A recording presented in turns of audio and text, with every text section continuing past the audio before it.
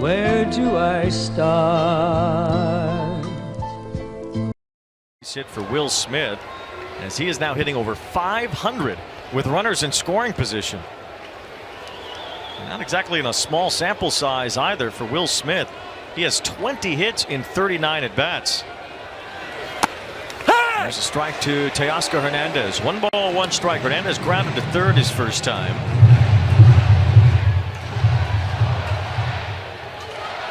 Five grand slams in his career, and just a few games back for Hernandez, coming off the injured list himself. As he backs away from that pitch from Kranick. But in Hernandez's case, you know, he put together one of his best seasons last year. 33 homers, 99 RBIs, had a great postseason. And now he's been maybe even better when he's been on the field so far this year. He had to come back in a Dodger uniform. He had a joy and really felt rejuvenated in that locker room.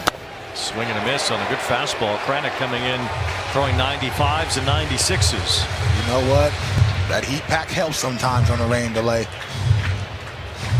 But Kranick has a fastball that can touch 97 miles an hour, so feeling good thus far, especially important in a situation where the Dodgers have a chance to really break this game open early. 2 balls, 2 strikes. Neither Canning nor Kershaw all that hard of a thrower, so Kranick with a little extra velocity coming in.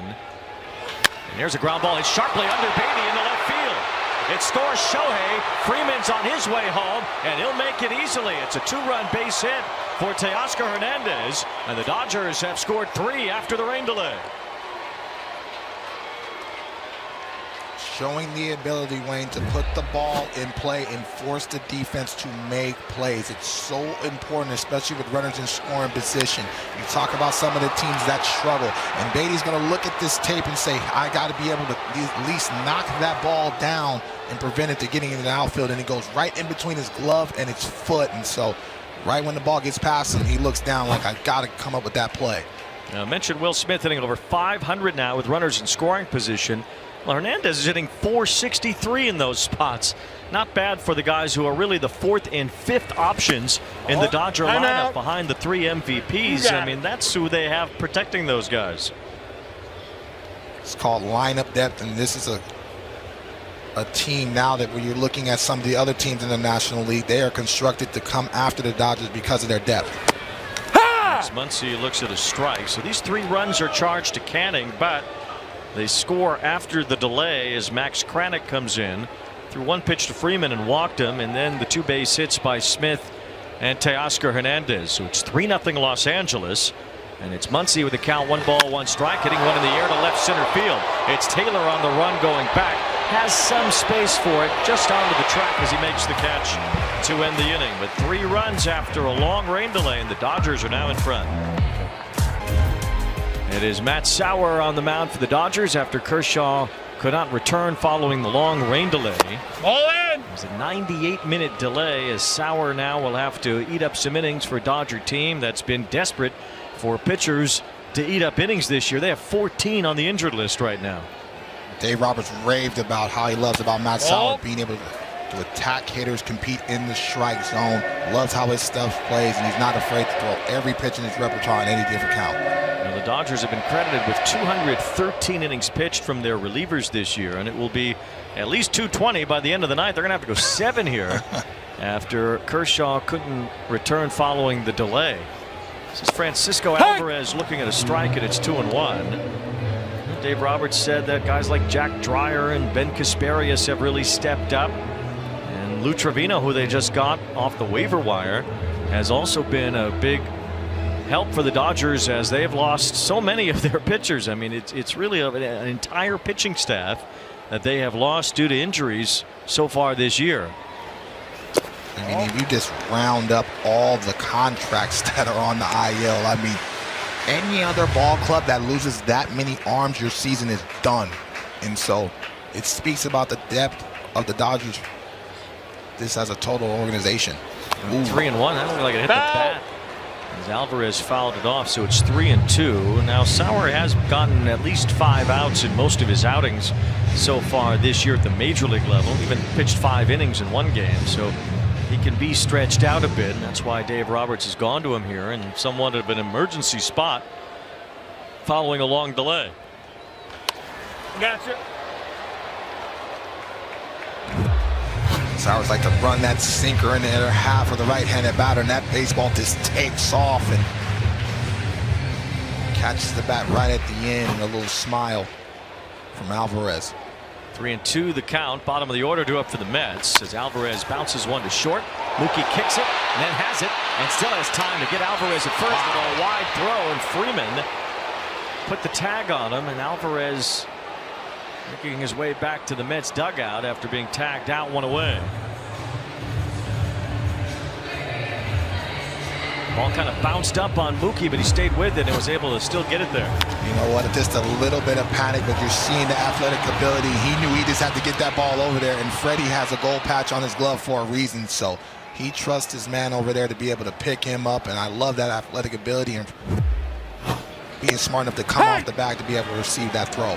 Freeman, a Gold Glove winner in 2018. Of course, Betts won all of his Gold Gloves in the outfield, but he's been a pretty good shortstop so far this year.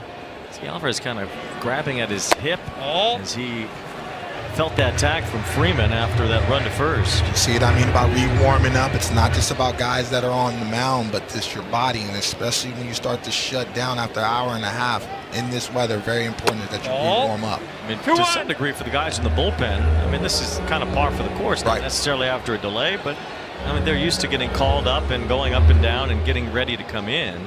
But for the other guys, this is not exactly a regular occurrence. 2 balls and a strike on Beatty. So what is it like as you wait out the weather in the clubhouse? Well, you have to have communication not only with your manager but with the grounds crew of when the weather's going to be able to pass, so you can kind of sync up when you're going to be able to get out on the field, one, be safe, and one, warm up properly. And so a couple sprints and whatever you need to do to be able to feel normal. Brett Beatty at the plate here. He has been swinging a pretty hot bat of late. They say Beatty has really taken on a new kind of confidence with how he has been able to perform as of late.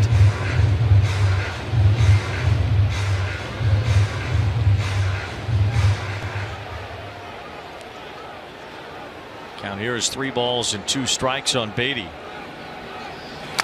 I got you. Take a look at Alvarez here as he slipped coming out of the box. Didn't look very comfortable at any point running after that, and then Freeman with the tag, and you see Alvarez kind of grab at his hip afterward. Full count on Beatty, former first-round pick, and he hits one in the air to right, pretty deep. Back for it is Hernandez. He's out near the wall, and it is gone. Brett Beatty continues his hot hitting and gets the Mets on the board here in the 3rd.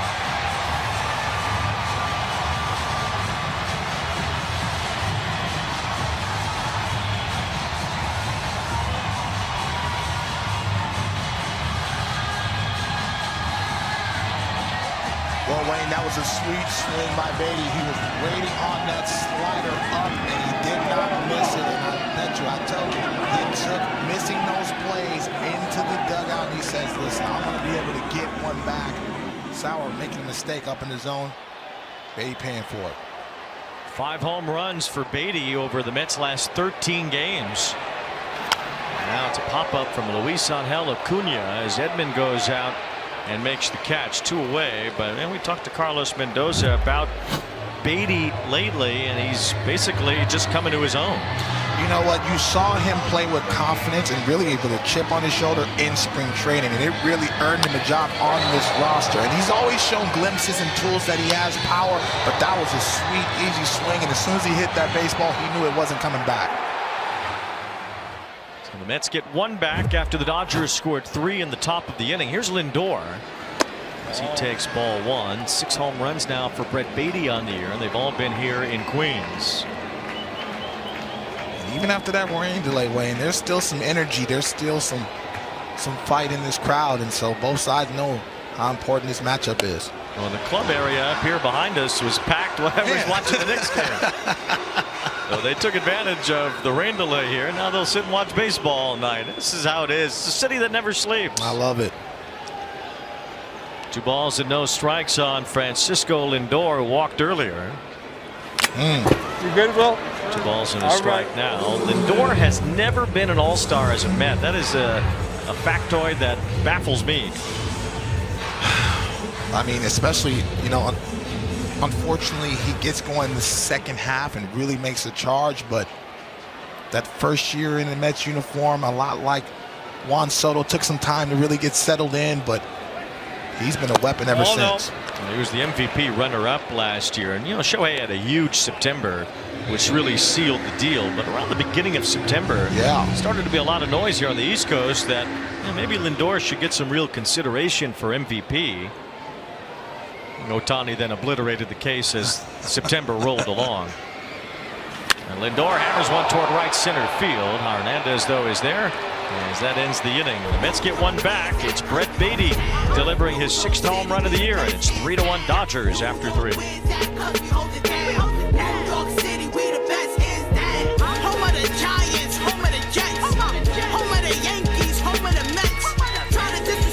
Time for a Sage Manager interview with Carlos Mendoza. You have an hour 38 delay. Max Kranik's going to come out with 2 runners on base and Freddie in a friendly count there. What's your game plan as you guys are in the clubhouse getting ready for this situation? Not ideal, obviously, in that situation. 3-1 count, you definitely don't want to get beat there by Freddie. So he kind of pitched around him, and then he got a couple of ground balls there, you know. They just found holes. So he kept making pitches, and here we are now. There's been so much talk surrounding Juan Soto over the past week. We saw some swagger from him at the plate there in his first at bat. He still hit it on the ground. But what are you seeing from him at the plate? Yeah, look, passive early in counts the past 10 days or so, but he's too good of a player. You know, he's still hitting the ball hard. I know, you know, there's a big story, but he's going to be fine. We just want him to be Juan Soto. Thanks, Carlos. You got it. Carlos Mendoza, the manager of the Mets, and again with Juan Soto, I don't think that anyone in a Mets uniform or any Mets personnel is concerned about a quiet couple of weeks here for Soto, or him not having the exact same numbers he usually does. You know, he's 26 years old still. Here's a fly ball to right center, hit well by Pages. It's Taylor going after it. Don't forget how cavernous Citi Field can be. It's 408 to straightaway center field, so some balls that look like they're pretty well struck, well, they don't get to go quite as far in this ballpark because of how deep it is to center field here. Yeah, absolutely, and it's always a little transitional period. I don't care how much you sign for. I went through this in Detroit, and what happens is if you don't get off to a right start, all of a sudden you start to hear all the outside noise, and so far he looks more comfortable, hyped up for this matchup, and that's all you can ask is for yourself to be yourself out there and play the game and allow the game to come to you. And so I think he's going to be perfectly fine.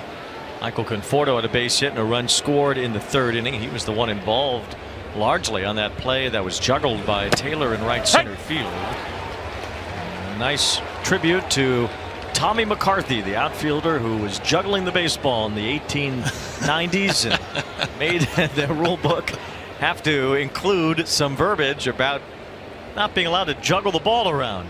I love this game. I really do. It's the best. It's the best. Swing and a miss. It was a good pitch to the back foot. And a strikeout for Kranik. That's his first. 2 away. So we send it back to our studio right now. Here's Russell Dorsey. Yeah, Wayne, we have to go down to Atlanta where we find Manny Machado, top of the 9th, 1-1 ball game, and he does what he does best. That's a solo homer into the second bet. It's 4th of the year. Padres win 2-1, guys. Well, it spoils the debut of Ronald Acuna Jr., who was off the IL today and homered on the first pitch that he saw, but that would be the only Atlanta run. The Padres really stepped up and shut down that Atlanta Braves, who are really looking like they're surging right now to really get themselves back in the NL East race. And so the one thing I love about baseball, you know, there's trends. You know, we got a chance to talk to Rocco Bardelli. He was worried about the injuries. All of a sudden, 3 weeks later, you know, they're surging out of the Central. So it's a lot of ball game left. Swing and a miss by Tommy Edman via Umcam, the home plate umpire. Ryan Blackney wearing that tonight. Padres needed a win. They were lost 6 in a row. They stopped hitting. Didn't hit much tonight, but they won 2-1. Especially with runners in scoring position. You wouldn't think a lineup that's constructed like that would struggle in that department. 0-2 on Edman. Gotcha. And a roller foul. Max Kranick in relief of Griffin Canning. Grew up in Scranton, Pennsylvania, but actually grew up a Mets fan. And his family would drive from Scranton to Shea Stadium every Sunday to watch the Mets. You see me beat up on the Mets? I feel so bad. No, I knew you were going to take that personally. I always love playing at Old Shea. Love the fans. Love talking to the fans today. Love this fan base. Edmund with a line drive to right center. It's shallow. Taylor's coming in. He'll have to back off. It's a base hit. And a 2-out single for Tommy Edman. I mean, you gave Howie a lot of grief before the game today because they pitched that game where Glavine gave up all those runs. And I tried to give it back, but nevertheless, nice swing by Tommy Edman. I mean, ever since he's been healthy in a Dodger uniform, man, he continues to produce. And situational hitting is his calling card. And now they turn over the lineup to Shohei Ohtani. Well, it's some guy to turn it over to. A 3-time MVP. Only one player in baseball history has won 4 MVP awards. Barry Bonds won 7. And nobody else has made it even to 4. A good vote for the guy at the plate here. Shohei looks at strike 1. I was struck by this note because there have been very few players in sports history that have won 4 MVPs in a 5-year period, which Shohei could do this year. No balls and 1 strike on Ohtani. Ball. But it is a very short list, and it's a ridiculous list as well. It's Barry Bonds, it's LeBron James, Bill Russell, the Boston Celtics great, and Wayne Gretzky. You're talking about Mount Rushmore of sports greats. And so, but Shohei Ohtani, especially ever since he's been in a Dodger uniform, man, he has been truly impactful. He hasn't really started to pitch yet. That's the scary part about it. And there's a strike, and it's 2-2. It's been a while since Shohei has pitched. At the very end of the 2023 season, Shohei needed that second surgery on his elbow. He was still the MVP of the American League that year, and last year his first as a Dodger, the MVP of the National League. Frank Robinson had been the only player to win the MVP in both leagues. And there's just no stopping Shohei. 2 balls and 2 strikes. Here's that list that he could join. I mean, the greats of the greats, including the great one, Gretzky, won 9 MVPs in 10 years. I mean, it's truly remarkable. These are some of the all-time legends just in sports, not only respected in their respective sports, but I mean, these are legends that you will talk about for years to come. 2-2, and Ohtani swings and misses for strike 3. So Max Kranick strikes out a legend in the making. The Dodgers don't score in the 4th. Stream MLB Network 24/7 for the entire season, plus live audio for all 30 teams and no blackouts. Includes access to minor leagues, MLB Big Inning with availability pre and post game. There's Eddie Murray. Visit MLB.com/@bat for details. Darryl Strawberry. Forget Piazza too. And I'm giving up some mammoth home runs to that legend right there. Good people. Great ties between the Mets and the Dodgers. Piazza via the Marlins, a quick pit stop in Miami, going from the Dodgers to the Mets essentially. I wish he would have stayed in Miami. Tough at bat. I've seen that apple rise up too many times with him at the plate. Marte with a bunt, third base side, top left, the bare-handed throw, and it gets away down the right field line. Marte advancing towards second base will stop there. It's a bunt base hit. It's an error on Muncy, and the Mets have a man in scoring position. Carlos Mendoza talked about how Starling Marte makes the right veteran baseball play. He talked about it earlier that sometimes Starling will lay down a bunt if he sees the third baseman playing too far out. Now Max Muncy recognized this and crashed and had a shot, but this overcooked that throw, and not even Freddie Freeman could knock it down. And as soon as Marte saw this ball across his face, he was taken off the second, and now he gets him going again. Even at his age and with the leg injuries he's had, he still moved pretty good. And here's Soto, one for his last 22 with men in scoring position. These Mets fans waiting for a breakout of Soto. And there's a strike off the edge of the outside corner. We know how well Soto knows the strike zone. He's walked more than anyone in Major League history through the age of 26. And you won't even turn 27 until the World Series. Ooh, good pass. No balls and 2 strikes on Soto, hit to a double play his first time. I love that these Mets fans are really trying to will him. You know what I mean? It says, regardless of what we're hearing, we still know your importance in this locker room and in this lineup. Starling Marte at second base after a hit and an error. Soto lays off of that. 1 ball and 2 strikes. The average 242. That's what really stands out for Soto. Even an 800 OPS for him is a much lower number than usual. A long way to go this year and in the contract, certainly. 1 ball, 2 strikes. And a check swing over the mound. It's Betts waiting back to make the play to first and retire Soto. And you can see another example of just the pensiveness at the plate right now for Soto. Looks in between, shakes his head and says, I gave away that bat, especially another one. The runners in scoring position. Sauer with the excellent changeup. And again, Wayne, that's a nasty pitch. It's tunneling like it's fastball. He wants to charge at it, and all of a sudden he realizes that he's going to run out of bat and just try to put the ball in play. Now 1 out. Marte does take third on the play, and here's Alonso. All in. Ball 1 from Matt Sauer. Give up a home run to Brett Beatty in the 3rd inning. It's his 2nd inning of work after Kershaw could only go 2 tonight thanks to a 98-minute rain delay. Hopefully the rain stays away. It's already after 10 o'clock here on the East Coast. Big swing by Alonso, empty on a high fastball. Alonso has been an RBI machine so far this year, and the Mets are hoping that can spread around their lineup. They want more guys to be able to drive in runs in these spots.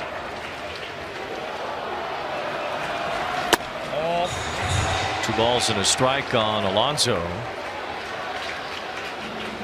Marte trying to keep pitcher's attention on him. He sees Muncy way off behind him at third base. Marte moving around over there.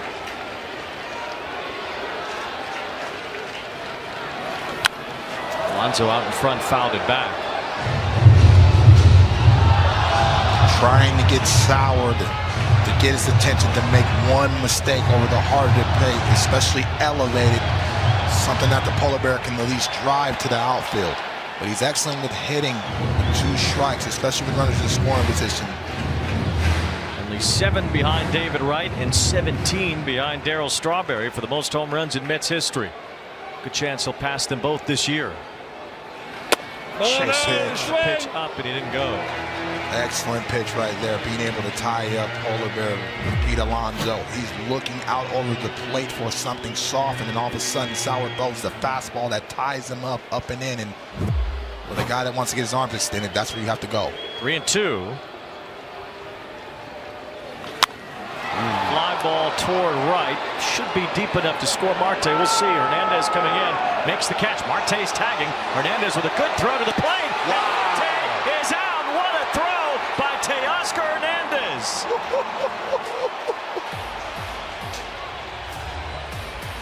Well, now Marte is being awarded home plate. There was some interference or obstruction with Max Muncy at third. And the run will score. Hernandez, who throws an absolute bullet to the plate to retire Marte, will have that negated. Now the umpires are going to have to talk to Dave Roberts here. Trip Gibson, the third base umpire, made the call. And the run will count. It's 3-2. What a break for the Metropolitans right there, especially with that play and how it transpired.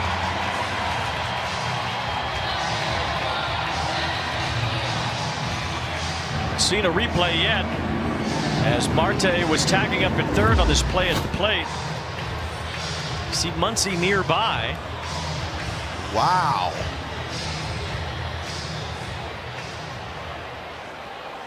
I know I don't know the rules, but I don't know what he saw. Well, I think he's saying he blocked the path of Marte to see when he was allowed to tag up there. I think that was the call of obstruction. There's a strike to McNeil. So essentially Muncy was making it so that Marte couldn't tell when Hernandez caught the ball. So it does go as a sacrifice fly for Alonso. Man, that might have some problems at Alameda Little League if you make that call like that. I'm just saying. Muncy wasn't jumping up and down with the call from Trip Gibson. I mean, there wasn't any physical contact there. Gotcha. But it was Trip Gibson making that call at third base. That's what I mean, Wayne. How do you not love baseball? I mean, and having the guts to make that call. 1 ball, 2 strikes on McNeil. So here's Muncy. You can see him take a couple steps in between Marte and his line of sight, and that's when Trip Gibson came in and made that call. It's another call you just don't really see. They're on top of their game today for this big matchup, I guess. 1 ball, 2 strikes on McNeil. And a check swing, he held up 2-2. Nope. Brandon Nimmo left this game with some neck soreness. So will not be a sacrifice fly for Alonso. Instead, no RBI. It's a fly to right. And Marte scores on what is being described as an error on Muncy, which was his second essentially of the inning. Now McNeil with a fly ball to right. Teoscar Hernandez settles under that to make the catch. So kind of a wacky night here. We'll have to get Brian Gorman back on the horn. 3-2 Dodgers after 4. TV Plus presented by Chevrolet alongside Dontrell Willis and Heidi Watney. I'm Wayne Randazzo. We're at Citi Field, where Jose Butto is the new pitcher for the Mets. Max Kranick ends up working an inning and a third in relief of Canning after the rain delay. Butto's largely done a nice job for the Mets this year and even last year as well. 2.77 ERA this year. I like his stuff. The fastball plays in the mid to high 90s. Nasty slider, kind of a swingman type guy. Very important piece to continue to eat some innings. Kranick allowed all the inherited runners to score, but none of his own, as Butto takes over and faces Mookie Betts to lead off here in the 5th inning. Betts flied out on that play earlier where the umpires had to get involved on a juggle and a tag play.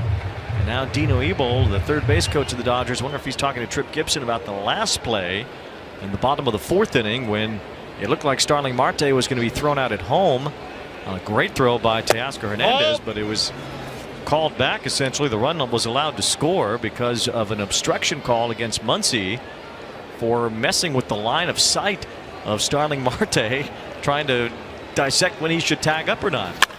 Here's a fly ball to center field from Mookie Betts as it hangs up for Taylor, and that's the first out. So 1 away in the 5th. Here's Heidi Watney. Well, I had a chance to ask Dave what he was told about the obstruction call. He said, I just wanted to make sure that what he saw was what he saw, because you don't usually get that call. He said you almost never get that call. It's not something he can challenge, and he just told him he was sure that his vision was blocked. Well, it's interesting. I mean, 2 plays tonight that you just hardly ever see. I have a headache, Wayne. I'm overheating. You gotta go read the rule book with Rick Monday over there. I'm overheating. I'm overheating, man. I mean, the second call, just to have the courage to make that play. And really, if he's on top of it, he's right. He's right. Tip his hat. You know, so I don't care which way it goes. I mean, and that's why Dino Ebel, who rarely has discussions with third base umpires, and to this point, I know there's been tough plays, but they've been involved a lot, and so it's kind of messing with the flow of the ball game as well, if you will. And a 98-minute rain delay. Yeah, and so we are really diving deep into the rule book. I'm going to ask Rick Monday, who's doing Dodger Radio. That's why he makes the big bucks. God bless Rick Monday and Dave Vassay and all those guys. God bless them. There's a swing and a miss by Freeman. Well, I didn't say Vassay was doing it. Yeah, he need to stay off them slides. But no, they're all talented, man, and I love the knowledge of the game. It's just to see that many type of plays already, and not just dope plays. You know what I mean? The bang bang plays in the first couple innings. 2 outs as Will Smith will bat. Drove in a run his last time with an infield hit. The ball hit between Beatty and Lindor on the left side. Gotcha. It's 3-2 now, so the Dodgers scored those 3 runs right away after the rain delay, and the Mets have kind of nicked their way back into it. Beatty with a home run, and then Marte after a bunt and 2 errors on Max Muncy, scoring a run in the bottom of the 4th inning. It's a 1-run game now, and it's Smith at the plate with 2 out, nobody on. 0-2 from Buto. The Mets have a 2.82 team ERA entering tonight. They have been the #1 pitching staff in all of baseball this year, and they're going to have to, like the Dodgers, dig around to get 27 outs here tonight. And we got 7 from Canning, and Max Kranick worked an inning in the 3rd. Well, it's a situation after an hour of that rain delay. You know that both sides are going to lose their starters, and so it's all hands on deck to be able to really win this ball game and set the tone. And both sides need to start playing better baseball, and so that's why this matchup, even though they have talent on both sides, very important to get off to good starts. Tomorrow it'll be David Peterson against Tony Gonsolin, and Sunday Kodai Senga, who's been outstanding so far this year, against Landon Knack for the Dodgers. Dodgers have so many pitchers out right now. 1-2 the count on Smith, and it's 2 balls and 2 strikes. Canning went 2 2/3, got 8 outs. Kranick 4 outs. Now Buto's retired too, and it's going to take a village to get to 27 tonight. You saw Dave Roberts looked at me if I had a couple innings in my elbow. Well, I got your numbers here against the Mets: 11-3, 2.5 ERA. You were like Kershaw against the Mets, and you're hitting home runs. No. Lunch portion Kershaw. Love talking pitching with him, and just his love for the Dodger organization, really his love for the city of Los Angeles. And I always mess with him talking about the Texas Rangers. Come on. And he's a Dodger for life. His 18th year in Dodger blue. 2 balls, 2 strikes on Will Smith as he takes ball 3. And I love his attitude. People are asking, why? You've done it all. You've won. You've done everything. You're a Cy Young and MVP. You're in the Hall of Fame. Why are you here at 37 with less than your best stuff? And he says, why wouldn't I be here? Right. This is the opportunity of a lifetime to pitch for the Dodgers and do this as long as he possibly can. Not unlike Verlander and Scherzer, who are still going as well. It's truly a blessing to be able to suit up against and with the best in the world, and so you make them take that uniform off you. Ball 4. Smith draws a walk. 2 outs and Will Smith on base. Well, the legendary southpaws for the Dodgers, of course, are Koufax and Kershaw, and their numbers measure up pretty well against one another's.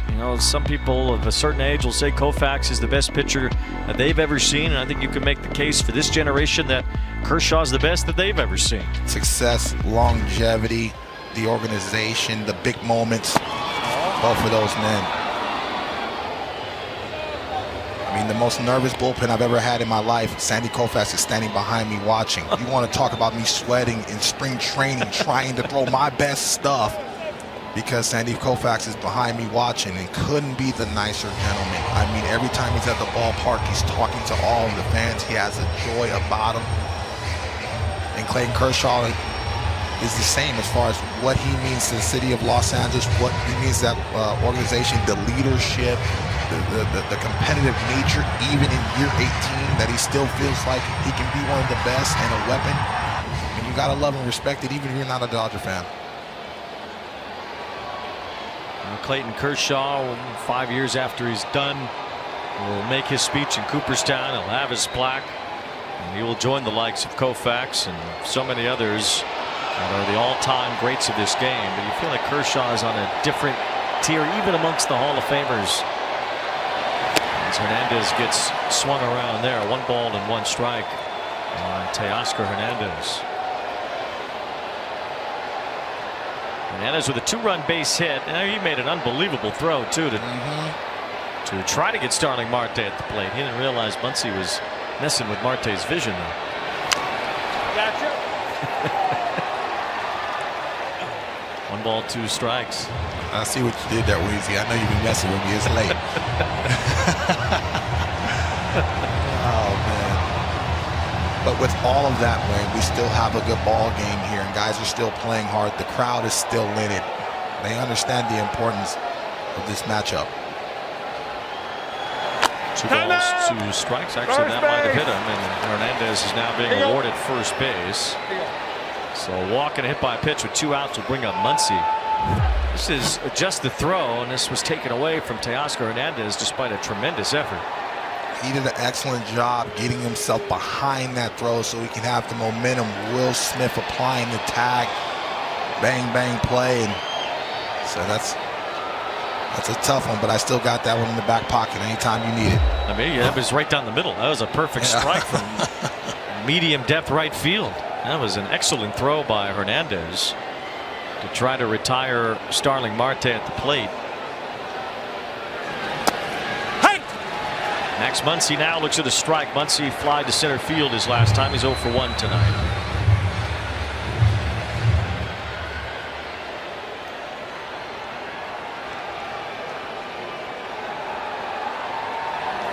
Muncy is now the longest tenured Dodger position player after Austin Barnes was DFA'd last week and Chris Taylor was released on the weekend. So a couple of longtime Dodgers let go, and that leaves Muncy as the longest tenured position player without leaving. Kike Hernandez has gone back and forth.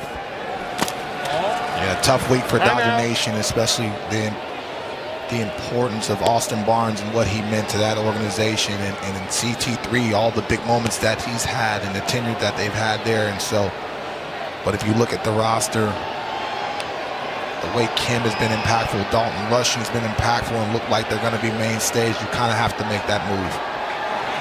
As Dave Roberts explains too, kind of takes away some of the redundancies on the roster. You know, Hernandez and Taylor, right. Kike Hernandez that is, and Taylor kind of filled a similar role. So with Kim around, batting from the left side, gives his versatility some play, but he hits from the other side of the plate, so kind of a mirror to Kike. Muncy inside outs with a left. That's a base hit. Smith is being waved home. It's McNeil throwing toward the plate as Smith makes it safely. And with 2 outs, the Dodgers strike here in the 5th. They lead it 4-2.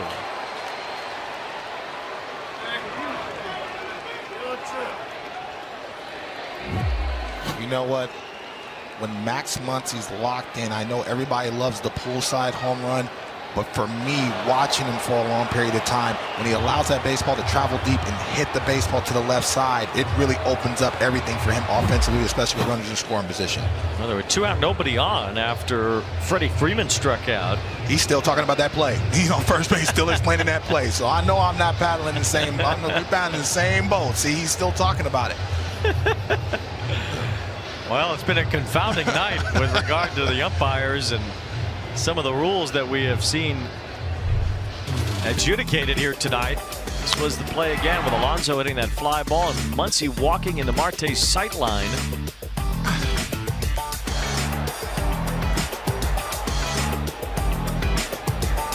Marte said, yeah, that was a great call. I couldn't see. Yeah, ball up. Yeah, ball up. Marte said, yeah, no kidding, he called that. Guy's blocking my path. There's a liner base hit for Pages. Hernandez heads for the plate. He'll score. It's 4 straight 2-out base runners. 2 more runs for the Dodgers, and their lead is back to 3.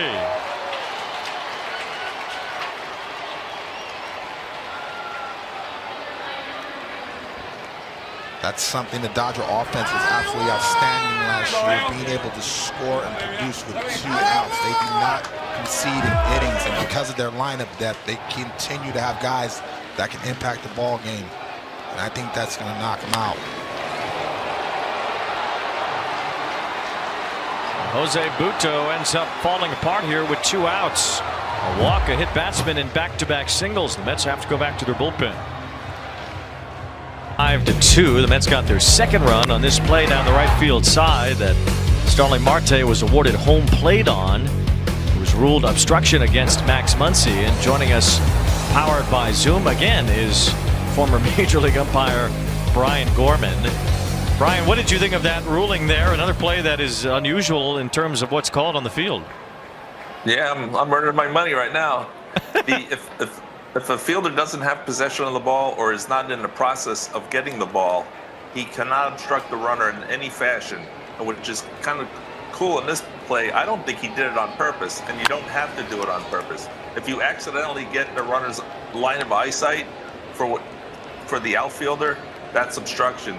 And the reason why it was called by Tripp is that he's also lining up the catch to the tag up. So Muncy was probably in his way too, because he's trying to see the foot and the catch. And then that's when he saw Muncy step right in front of him, and that's exactly what he called it. He points at it and lets the play go on. Like if he gets thrown out by 50 feet, the obstruction probably would not stand. But he gets thrown out by just a close play at the plate. You have to enforce the obstruction and score the run. Michael Conforto takes ball one. Have you ever called a play like that, or do you even look for something like that when you're lining up on a play like that?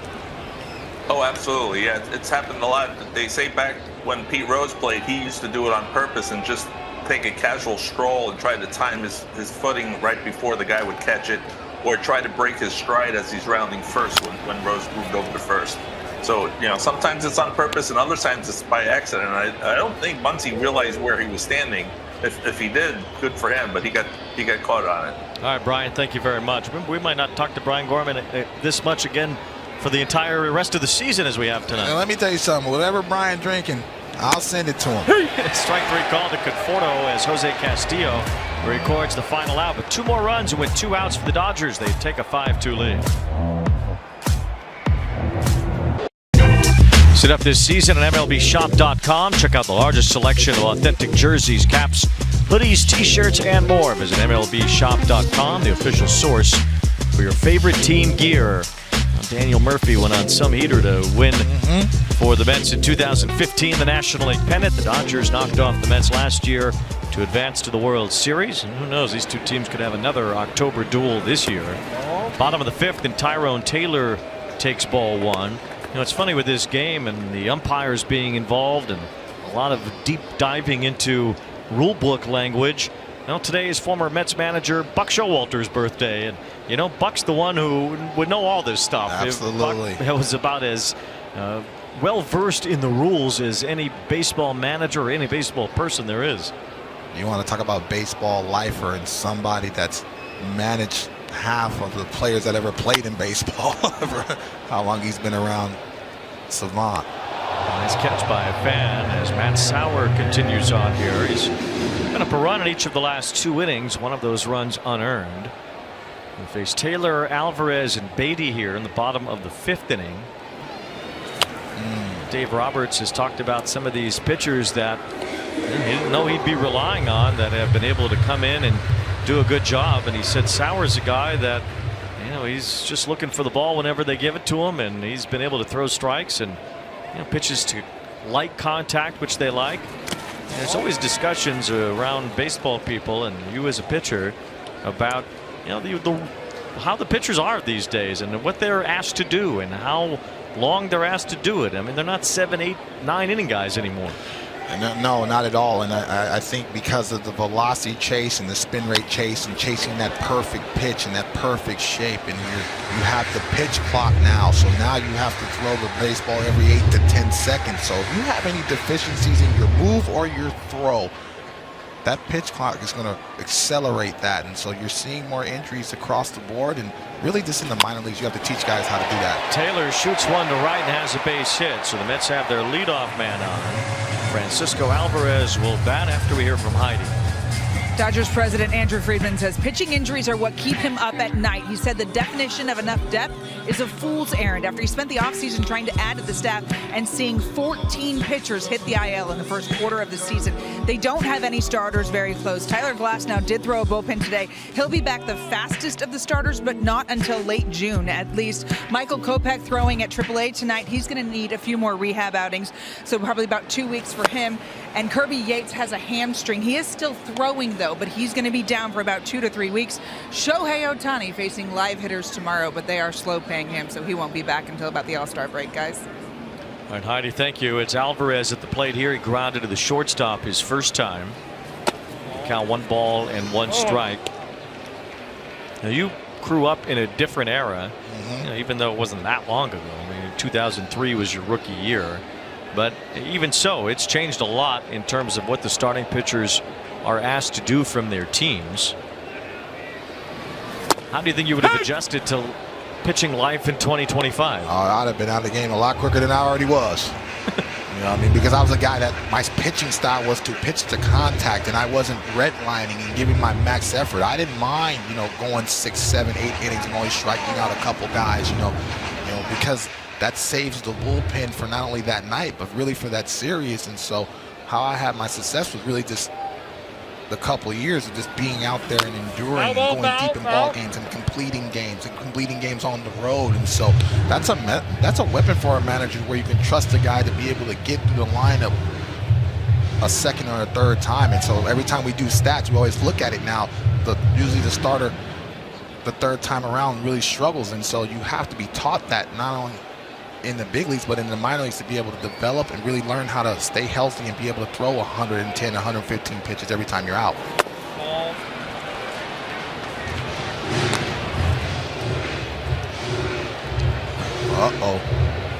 Starting to rain again now. At the end of this inning, if the Dodgers still have the lead, it's an official game.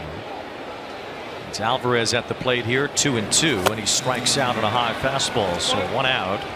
And the batter will be Beatty, who hit a home run. Talked about the Dodgers and what's a tough schedule ahead. 26 games here against teams with winning records starting tonight. Got Cleveland on the road next. Then they'll play the Yankees and the Mets back-to-back at Dodger Stadium. They'll have a couple of series with San Diego, one with the Giants coming up. Dave Roberts says he'd really like to see his team just be okay at the end of it. They don't need to be running away with the division a month from now, but he wants them to be in a good position. Well, that means you can't sustain any more injuries, especially to your pitching staff. But Dave Roberts, his strength to be able to handle the media, handle the expectation of Los Angeles having to win, and really just setting a tone not only for his players but his coaching staff. We talked about that in the manager meeting today. They have so much respect and appreciation for Doc, and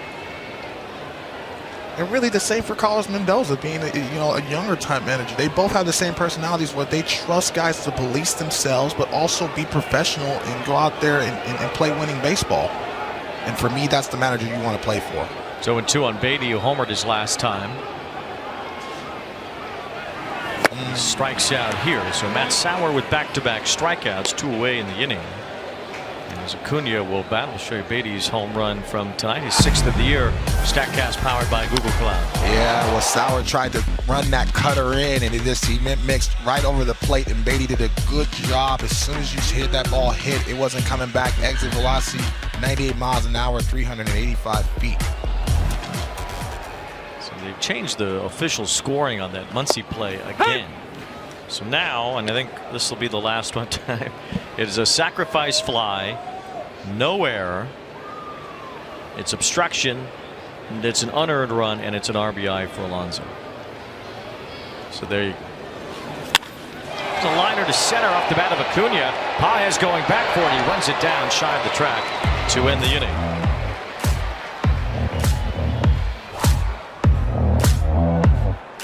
No.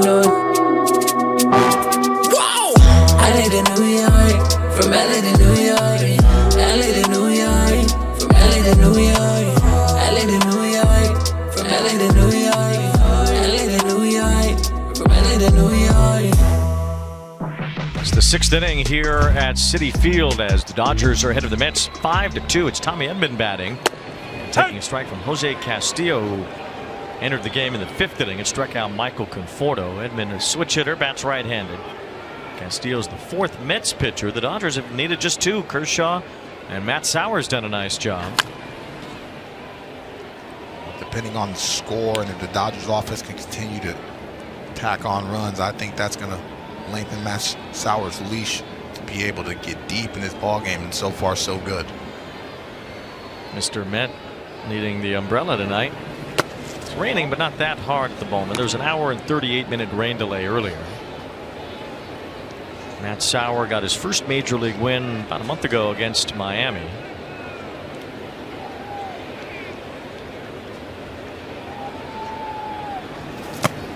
Good pitch.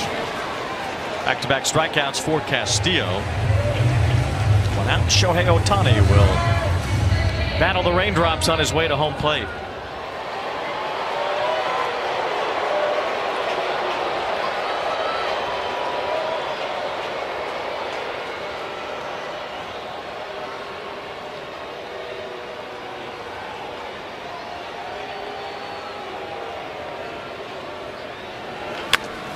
Was after the first pitch. It's a bouncer to Alonso at first base. Castillo goes to cover, and Ohtani bounces out 2 away.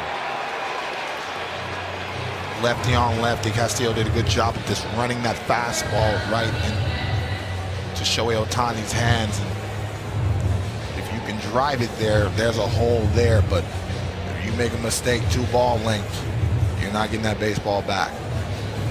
Mookie Betts 0 for 2 tonight. He's flied to center field twice and he's drawn a walk. Betts' numbers defensively at shortstop have been very good this year. Remember, he did move back to the outfield in the second half last season, but it seems like he has made strides as a shortstop, moving to the infield in his early 30s, something that really has hardly been done.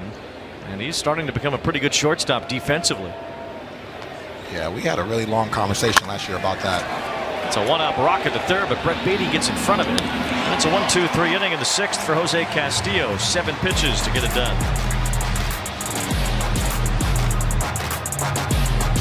You mentioned Daniel Murphy in 2015 postseason. Well, Game 5, the Mets were looking to play upset in a 2-2 series tied the decisive 5th game. Zach Greinke on the mound for the Dodgers, and Daniel Murphy continued his historic run, homering into the right field seats. How locked in was he during that postseason and turned into a folk hero, you know what I mean, in the Mets uniform. Every time he swung that bat and just dropped it ever so gently, you knew it was going to be extra base hits, so that baseball was not coming back. Just an all-time postseason setting for Murphy. Ended up homering in every game in the National League Championship Series. The Mets swept the Cubs to go to the World Series that year. Francisco Lindor hoping to help guide the Mets to a World Series at some point. Got pretty close last year, was in the 2016 World Series with Cleveland. The Mets notable hitters tonight, Lindor, Soto, and Alonso, have not gotten anything going tonight back home, although the weather is still not good. It's been kind of an unusually poor spring here around the East Coast and even in the Midwest, as Lindor gets blown away by Ben Casparius, 1 out. Ben Casparius is somebody we talked about in the manager meeting. They all rave about this young man, and I got a chance to see him in low A ball, and as soon as I saw that bullpen, I said, hey, young man, I've been an independent league all-star and a major league all-star. That's big league stuff, and he's played into that, and he's really settled into his role as being the long man for Dave Roberts in that bullpen. He's from Westport, Connecticut. Actually went to UConn. The Dodgers drafted him from there as a 5th-round pick. Always fascinated by guys who don't have a lot of major league experience in the regular season, and yet there they are in the postseason, and not only pitching in a postseason setting, but pitching well, the way Casparius did last year in October, as Marte hits a fly ball off the end of his bat, and Pages makes the catch, 2 down. I mean, can you imagine being a young man starting in the World Series in a situation like that? It's crazy. I mean, it speaks to just the mentality that he has in a super nice young man, but you want to talk about plus stuff, as you're seeing right now. The fastball runs anywhere from 95 to 99 miles an hour, big time breaking ball, but each time he's gone out, you're seeing the mound presence grow. Through 4 1/3 scoreless innings in the NLCS. And Soto looks at ball 1. Soto tonight 0 for 2, a couple of ground balls again, a double play ball. Looking back at the home plate umpire, well, it's called a ball. He said no chance. That's what he said. Casparius misses the outside quarter there. Well, you got to be precise with your command against Soto if you want a called strike against him. Soto knows the strike zone as well or better than anyone. Looks at a called strike there, and it's 2 balls, 1 strike on Soto. First year blues with the Mets. Well, it's not unusual for a superstar to come here and struggle right away. Lindor struggled here in 2021. Carlos Beltran did many years ago. Piazza heard some boos early on in his Mets career after being traded. There's, as Piazza describes, a rite of passage for a superstar to come here into this fan base and into this borough and have to deal with some doldrums at the beginning. Couldn't agree more. This is a very passionate fan base, very knowledgeable fan base, and they have an expectation. Might have been a strike had Smith caught it. It was ball 3 to Soto. And when you're a superstar, you want those type of expectations on you. Good pitch by Ben Casparius. Will Smith comes up with that. That might be another strikeout. Full count now on Soto. Hey, that's a called strike. He looked off the plate. Soto thought he had a walk. And he's rung up by the home plate umpire, Ryan Blackney. It's a 1-2-3 inning for Ben Kasparius. And it ends on a pitch that is over the chalk line of the left-handed batter's box.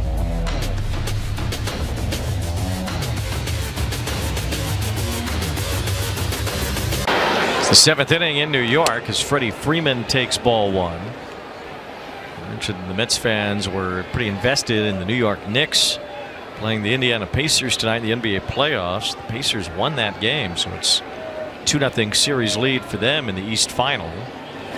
Freddie Freeman swings and misses. Would have heard a big roar from the crowd here had the Knicks come back and won, I'm sure. Yeah, they were all invested in that game the first half. So was I. In a while since the Knicks have been that far. Yeah, even a further while since they've won it all. About 50+ years. 1973, the last championship for the Knicks. You know, even the city of New York has not had a championship to celebrate in all the big sports leagues since Eli Manning and the Giants in 2012, which doesn't sound that long ago, but for how many teams are around here and you know how few championship droughts they've had over the years, it is kind of a while. 3-2 on Freeman. Liberty won, didn't they? Liberty won. I'm talking about the NBA, NHL, no problem. NFL, and Major League Baseball. 2-0 Wheezy. Freeman chases and strikes out. Well, Castillo has come in, retired all 5 batters he has faced, including the top of the Dodger order. You see it, the last championships for each of the 4 major professional sports leagues.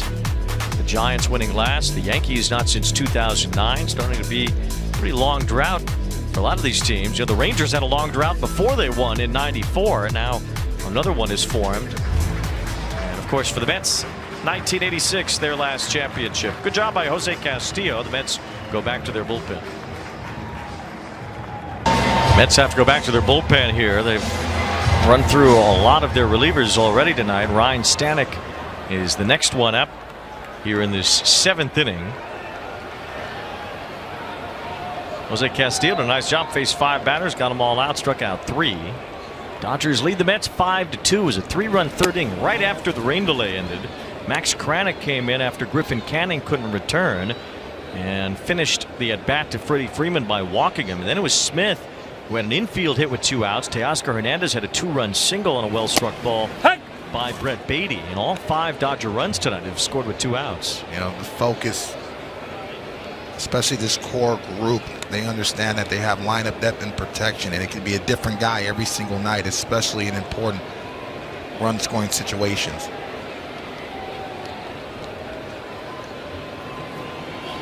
Bouncing ball to Francisco Lindor. Smith is retired, 2 away. Even when you look at the scores of the NLCS last year, when the Mets lost, they had a tough time navigating the Dodger lineup, and that's why the games when they lost really got away from him. And so if you're Carlos Mendoza, you know, and you're going to see these guys most likely down in the postseason again, your pitching staff has to win that battle against their offense. Here's Teoscar Hernandez taking ball 1. Hernandez a 2-run single in the 3rd inning. He's been hit by a pitch and scored a run tonight. And he was involved on that play at the plate where he made a fabulous throw to try to retire Starling Marte. Got taken away from him due to an obstruction call against Max Muncy for being in Marte's line of sight, trying to realize when he needed to tag up or not. But you tag up on the first touch, we know that.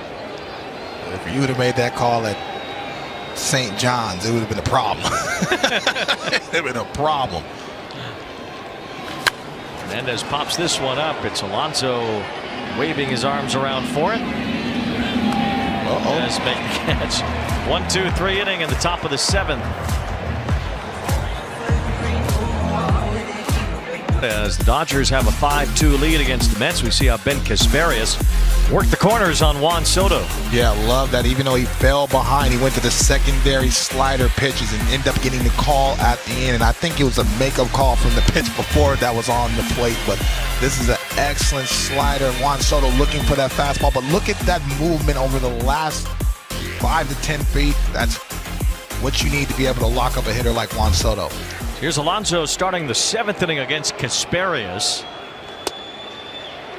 This is with ball 1. Casparius, look at his StatCast page. It's all red. He has certainly done very well so far this year, as the Dodgers have needed to find pitchers outside of where they expected to find them to get some outs both in the rotation and out of the bullpen. Casparius has been big for them as a reliever. They haven't had Michael Kopech. They haven't really had Evan Phillips. Kirby Yates just got hurt.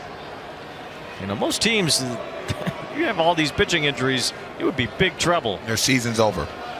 You lose 14 guys. And I said it in the manager meeting with Dave Roberts. The Dodgers, they just keep rolling right along. They are 31-19. And even with 14 pitchers on the IL, they still have first place in the National League West. Alonso strikes out. Casparius has fanned 3 out of 4, and there's 1 away as Jeff McNeil will be the batter. Juan Soto in his first season with the Mets. We were talking about this before, how, you know, if you look at Lindor's first year with the Mets, it was a struggle. Carlos Beltran, and I mean a deep struggle for both Lindor and Beltran. Piazza shook it off more quickly than the others did, but Soto finds himself on a similar path. But all those guys ended up being great in Mets uniforms. Lindor has had some incredible years as a Met. Beltran putting together what is a Hall of Fame worthy resume, and certainly Piazza stamped his ticket to Cooperstown in a Mets uniform. So there's just no reason to think Juan Soto won't figure it out here at some point, probably soon. Well, I was shocked about Carlos Beltran because I didn't see any of that drop off, because I think he hit 400 off me. But, you know, it's a situation where the environment's different. The expectation is very high.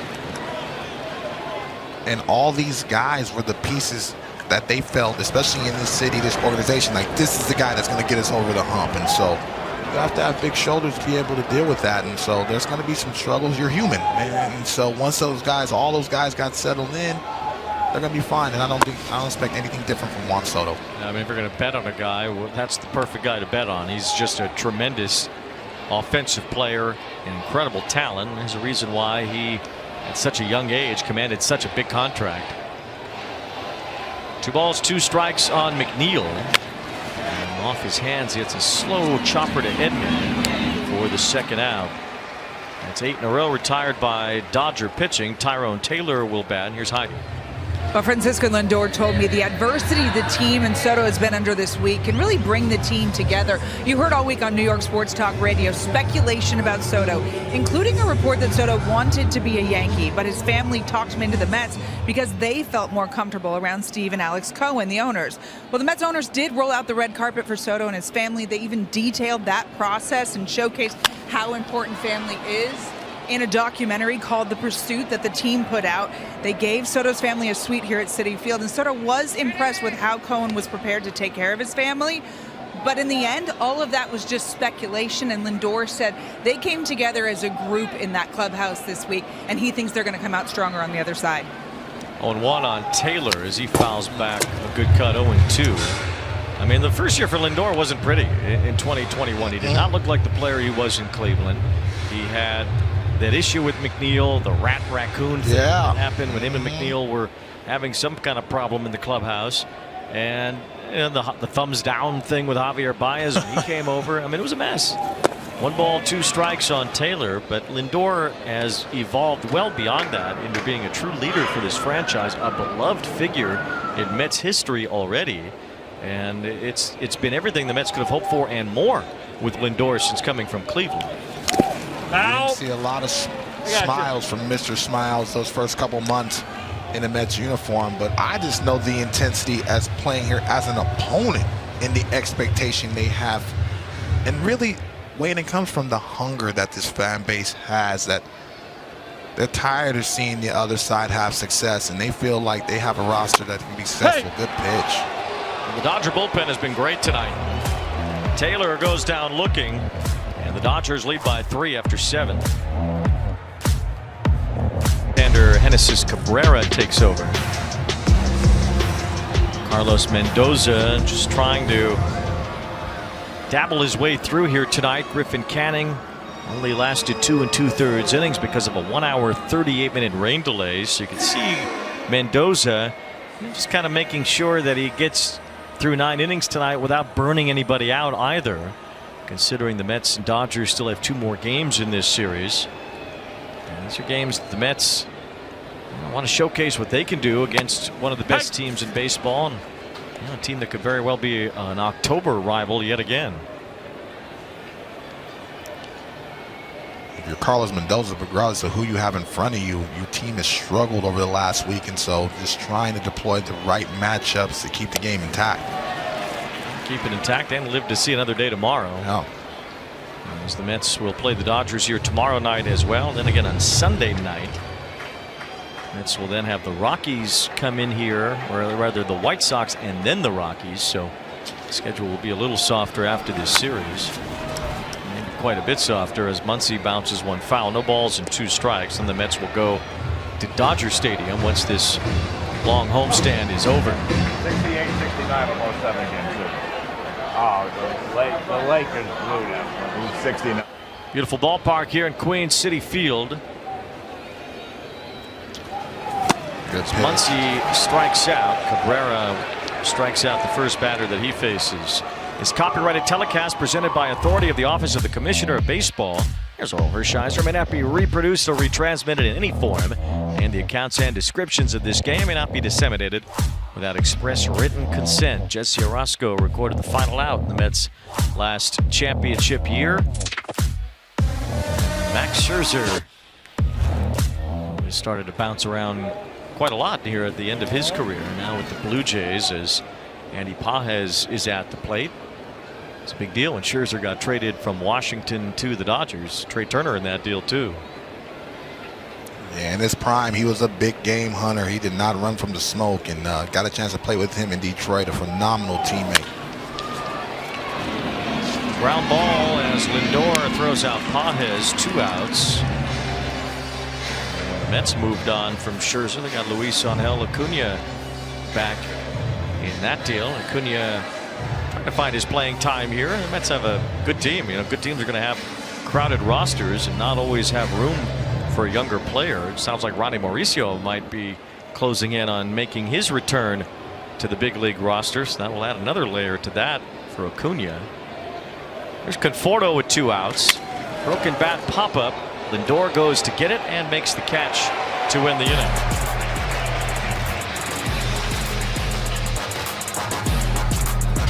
A treasure hunting mastermind assembles a team for a life-changing adventure, but to outwit and outrun threats at every turn, he'll need someone even smarter than he is. His estranged sister, starring John Krasinski and Natalie Portman. The new film Fountain of Youth is now streaming on Apple TV+. Love Apple TV+. Well, you should. You're on it right now. Francisco Alvarez takes ball 1 from Ben Casparius in his 3rd inning of work here. Casparius has retired all 6 that he's faced. Kike Hernandez now in left field. And the bouncer foul down the line from Alvarez. The announced crowd of 40,449, and you know, a lot of them never seem to have made it to their seat tonight because of the weather. It was a lot of rain at the beginning and a 1-hour 38-minute delay, and even some rain since then. So it's been a soaked night here at Citi Field. All out. 2 balls, 1 strike on Alvarez. Yeah, but there's some loyal fans that stayed, watched a little bit of basketball game in between. You know, fun-filled New York day. Well, it was, except for the scores around. The Knicks lost tonight. The Yankees lost to the Rockies tonight. And the Mets are behind here against the Dodgers, 5-2. The Rock Show got their foot down, huh? 3-2 at Coors Field as the Yankees lost.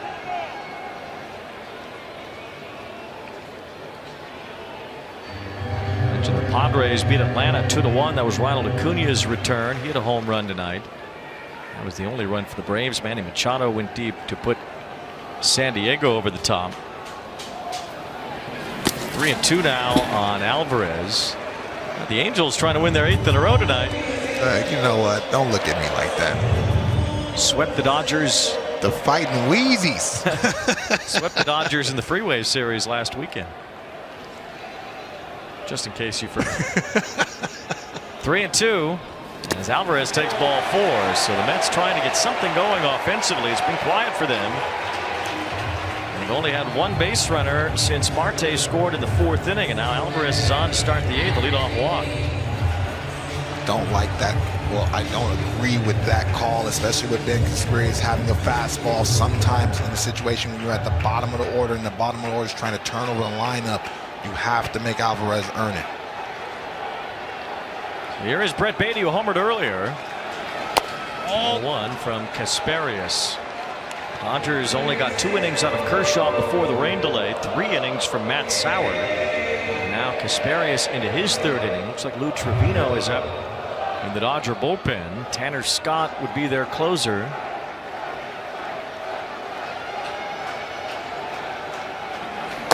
As Beatty takes a strike around the knees.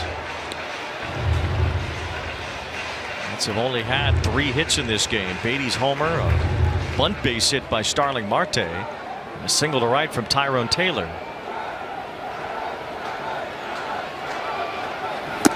Beatty out in front of that breaking ball. Casparius does good stuff. Absolutely, and I talked about that earlier, especially the fastball slider mix. Also, he has a slower breaking ball, so he's just a tough cover because he's able to land within the strike zone with all his pitches, so he forces the hitter to engage.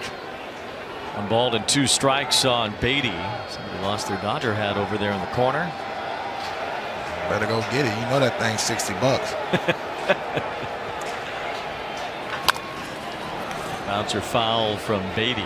The Dodgers certainly have their own history here in New York. The Brooklyn Dodgers, world champions in 1955.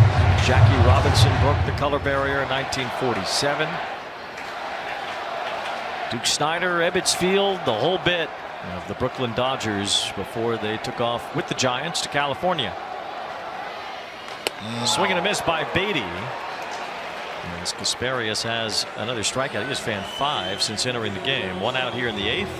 Acuna will bat. We'll send it to our studio. Here's Russell Dorsey.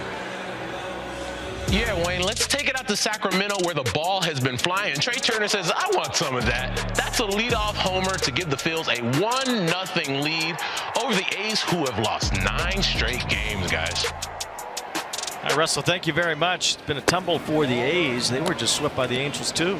You know what? It's going to be very difficult to pitch in that ballpark. And I've got a chance to play in the PCL. You're talking about ballparks like Albuquerque, Sacramento, Reno.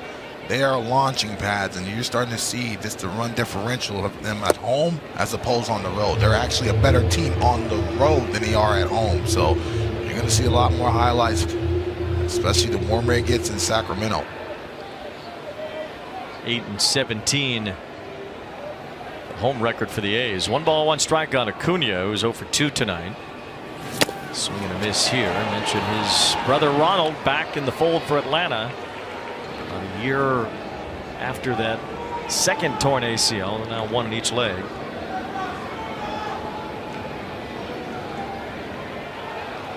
Luis Angel Acuna has blossomed into a nice utility player for these Mets. As he pops this one up into shallow center field, it's a long run in and a catch for Pages. 2 outs.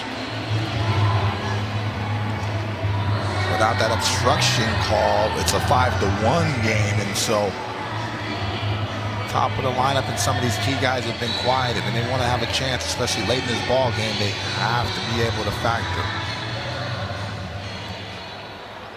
The Mets have not been scoring much lately. 3 runs or fewer in 8 of their last 9 games, including today. Swing and a miss by Lindor. They put up 5 on the Red Sox Wednesday at Fenway. It's the only game in which they have scored more than 3 since May 12th.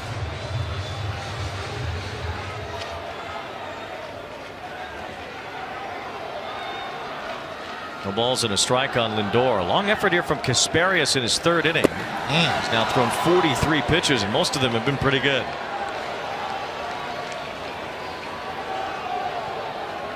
No balls, 2 strikes on Francisco Lindor. He's 0 for 2 tonight. He has struck out and walked. The Mets only have 3 hits tonight. The Dodgers a 3-run lead. Lindor just throwing his bat at that, stays alive. Statcast powered by Google Cloud. Now, late in the game, Lindor has shined. He's hit half of his home runs this year in the 7th inning or later. Yeah, he has a presence for the big moment. Never feels overwhelmed, and he allows the game to come to him. If he gets in the hitter-friendly count, watch out. Stays alive again on a pitch that he was in front of. No balls, 2 strikes. These curveballs from Kasparias. Getting some funny swings, plus he throws 97. Well, you have to cover both, and so now the hitter fills in between, but Francisco Lindor has done a good job of fouling off some good pitches. I think he's hunting this fastball, trying to beat him in the spot, especially if the ball's up. Kasparias' longest outing this year, 4 innings, trying to complete his 3rd here. And Lindor went around. That's strike 3. So Ben Kasparias with 6 strikeouts in 3 scoreless innings.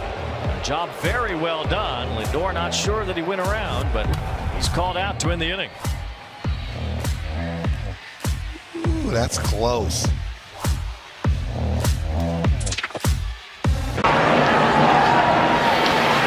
Shohei Ohtani will bat here in the top of the 9th inning. It's Tommy Edman to lead off against Cabrera. First pitch strike from Genesis Cabrera, who is the 6th Mets pitcher of this game. It didn't go the way the Mets wanted it to from a pitching standpoint because of the rain.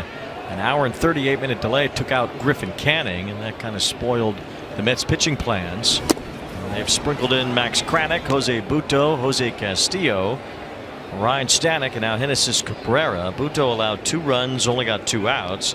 And Kranick gave up 3 inherited runners in that 3rd inning.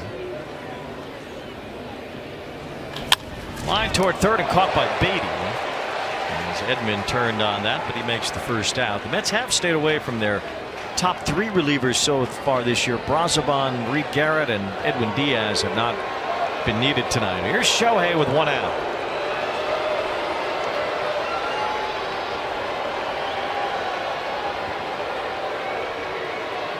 Now the Dodgers have a lead here, but none of their former MVPs even have a hit in this game. Ohtani walked and scored earlier. Freeman also has a walk and a run scored. Mookie's drawn a walk, but no hits from either of those 3 or any of those 3. As the Dodgers are winning a game where Kershaw only pitched 2 innings and the top 3 MVPs in their order didn't do anything. Yeah, you're not going to say that a bunch. 2 balls, no strikes on Ohtani. But when you have Will Smith, one of the best catchers in the game, and Teoscar Hernandez, who's finally back healthy, impacting the game on both sides. This is a very deep and experienced lineup. It certainly is. 2 balls, no strikes. 2nd best scoring team in baseball. As Ohtani fouls that. It really is not talked about enough how productive Will Smith and Teoscar Hernandez are, batting 4th and 5th behind the MVPs. These guys get so much written about them and so much coverage that Smith and Hernandez have been incredibly good and extremely clutch. There's a rocket from Ohtani and a base hit. So there's the first hit from a former MVP in the Dodger lineup tonight.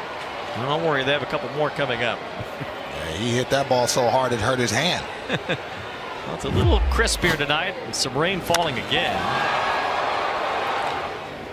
That's his bat speed. He understood. He's trying to go in on him. He gets down early. And everybody heading for the exits now that Shohei batted for the last time. You think this guy doesn't move the needle? People were waiting to see Shohei's last at bat on what's been a cool, rainy night. And now a lot of people have seen what they've needed to see here, and they are heading out. Well, it's almost 11:30, Weezy. I know, but they were waiting for Shohei to bat again. I mean, look at this. That's the Shohei effect. Well, he batted again. He batted for the last time, and now they feel comfortable leaving. I mean, that's how impactful and how big he is as a ball player. They're walking out while Mookie Betts is at the plate. Now, it is raining again. That could be part of the reason, too. But That's some cold rain. It's been cold today, Weezy. I'm Scottsdale soft. Yeah, you're First one soft. you're 35 degrees away from where you need to be right now. Ooh, good pass. It has been a rainy night. It really has been on and off throughout the evening. Tarp was on the field during pregame today as batting practice for the Dodgers was canceled. Tarp was on the field, of course, during the delay in game.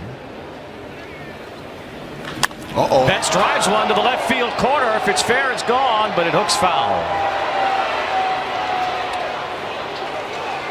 You know, those people walking out, they heard that loud contact. They kind of ducked under that canopy to see where it was just foul.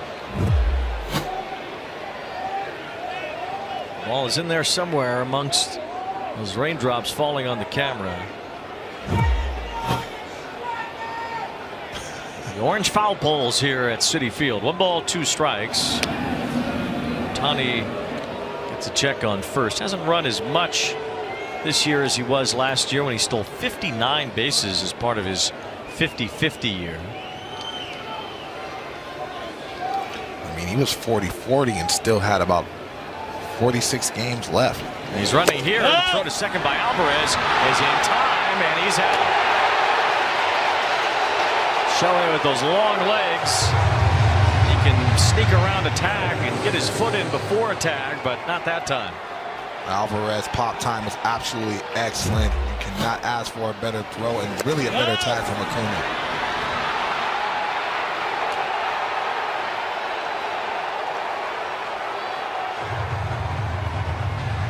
So Ohtani is caught stealing, and with 2 outs now, Betts fouls one back. 4th time caught stealing. That matches the number of times he was caught stealing last year in 63 attempts. 59 steals, 54 home runs.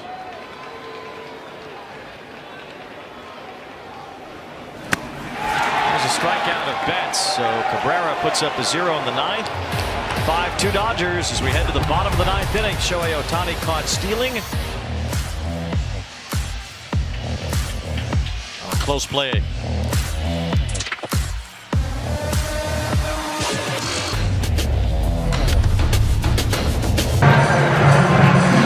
Well, the Dodgers spent a lot of money to get Tanner Scott in the back end of their bullpen. 4 years, $72 million. And he is on to save this one. Has 10 saves in 13 tries. Hard-throwing left-hander. Facing Starling Marte, Soto, and Alonso here in the bottom of the 9th. Strike 1. Very important for Tanner Scott to be able to land and drive that fastball to the glove side.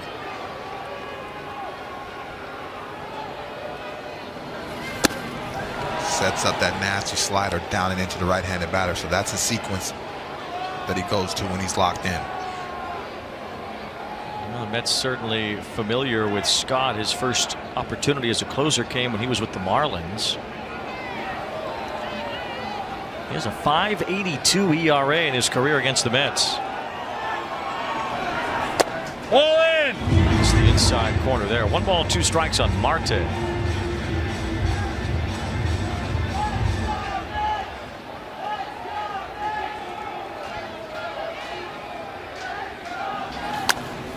This one is popped up foul. Interesting numbers for Scott here at Citi Field. You talk about the intensity of an atmosphere and pressure on the road or pressure in New York. Well, in 10 1/3 innings here at Citi Field, he has issued 12 walks and only given up 3 hits. Well, some environments, some ball clubs have your number for whatever reason, and after a while you remember and it gets in your head. And there's a base hit for Starling Marte. So Tanner Scott, who's had his troubles here in Queens, allows a leadoff hit. See if the Mets can get it going with some of their big hitters coming up. It's Juan Soto striding to the plate now. Marte did a good job of getting that fastball out over the plate and really shortening that swing to get on top of it and hitting it through the hole. He's handled Scott well. 4 for 10 is Soto. And that's hoping to have some life here in the bottom of the 9th. It's their first hit since Taylor singled in the 5th inning. Soto is hitless tonight, 0 for 3. Is hit into a double play. He's bounced out to the pitcher. and he has struck out. 1 ball, 1 strike. Amazingly, Soto's last extra base hit was 2 weeks ago today. It's hard to fathom with a guy who has so much power. 1 ball, 1 strike, and it's 2-1. He'll take a walk, that's for sure, and Alonso's on deck. Yeah, so he's going to be very selective.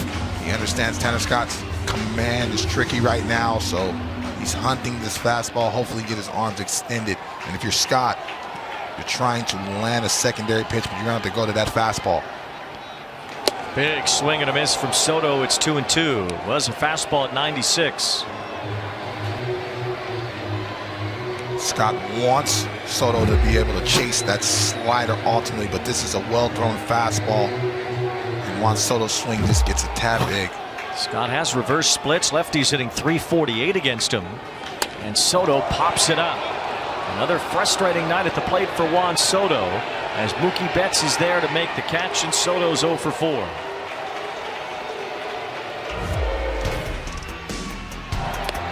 The fastball trying to get ahead of the count, and all of a sudden now he goes to the slider. Scott's trying to get him to chase a pulled fastball to the other batter's box.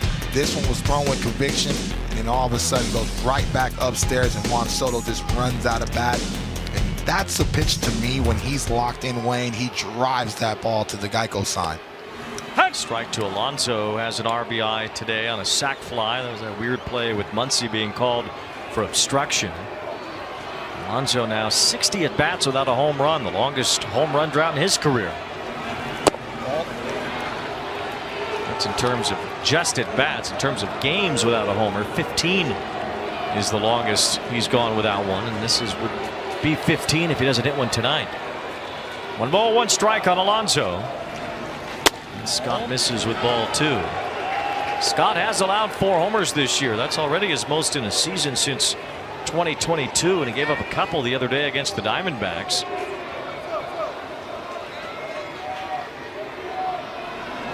And he's behind Alonso, 3-1. Jeff McNeil is on deck.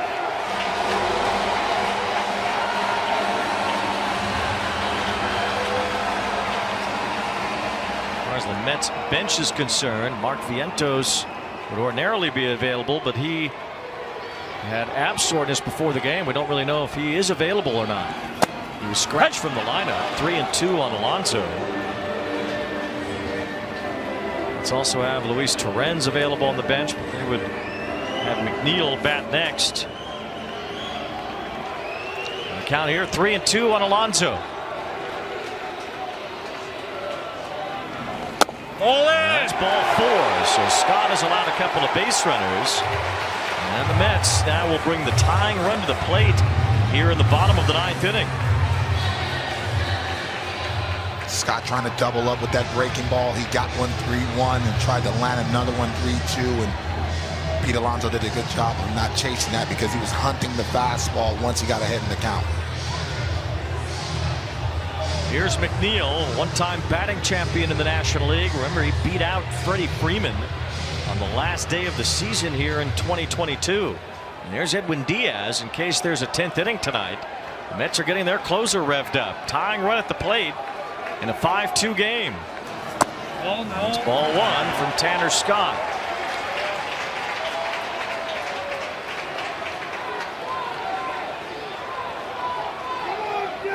Scott only 1 walk so far this year entering tonight, but he's having trouble with command. He's behind McNeil 2-0 after walking Alonso.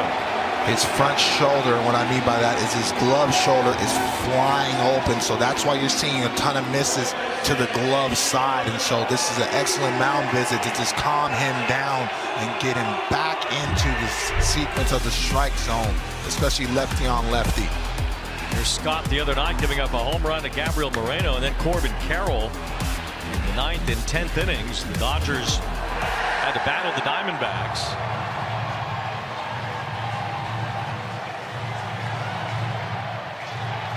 Jeff McNeil homered off of Tanner Scott in the 9th inning a couple of years ago, and Scott was still with the Marlins. McNeil has the count in his favor here, 2-0, representing the tying run. And a big cut. He He's looking for that long ball. Trying to tie the ball game with one swing, and I'm not mad at him, especially working the count in his favor. And here's Scott.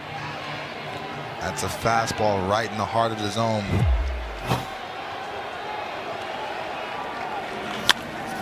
Keeps that one foul, 2-2. McNeil typically pretty tough to strike out. He'll really shorten up with 2 strikes and look to punch it somewhere.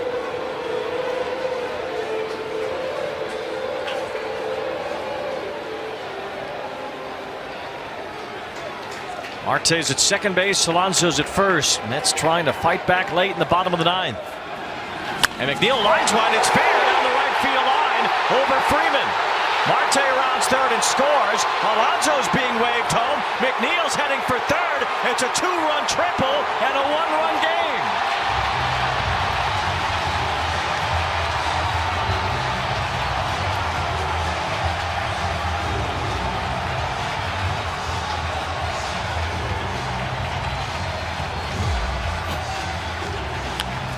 Short, sweet swing. He did not try to get big, Wayne. He understood that Scott's going to provide the power, barrels the baseball, and as soon as that ball is down, everyone is off to the races.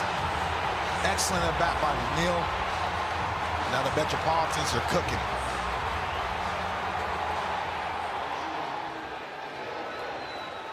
It's a triple for Jeff McNeil, bringing home 2 runs. Remember, McNeil didn't even start this game. Brandon Nimmo left after the rain delay with some neck soreness. It's the 3rd triple for McNeil this year. He leads the Mets in that category. And this is tied for the team lead with Tyrone Taylor, who's due up now. The fans who have gutted it out for the last 4.5 hours here at Citi Field are trying to will the Mets back as they have scored twice in the bottom of the 9th inning, and now the Dodgers bring their infield in with the tying run. McNeil at third. It's Tyrone Taylor, 1 for 3 with a base hit. Ball 1 from Tanner Scott. Well, this evening, from a pitching standpoint, after Kershaw could only go 2 innings, started to work out pretty well for the Dodgers. Now Tanner Scott having issues. And a strike. Pitch that looked out of the zone to Taylor. Yeah, Taylor didn't like that one. That's a well-received ball by Will Smith to make it look like a strike, but obviously out of the zone. Big swing and a miss by Taylor. Now it's 1-2.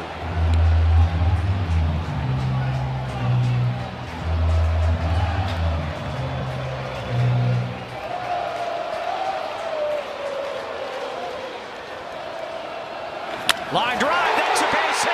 And the game is tied. McNeil scores. Taylor's on his way to second. Now he'll go back as Hernandez gets it in. But the Mets have roared back in the bottom of the 9th. They've scored 3 to make it 5-5.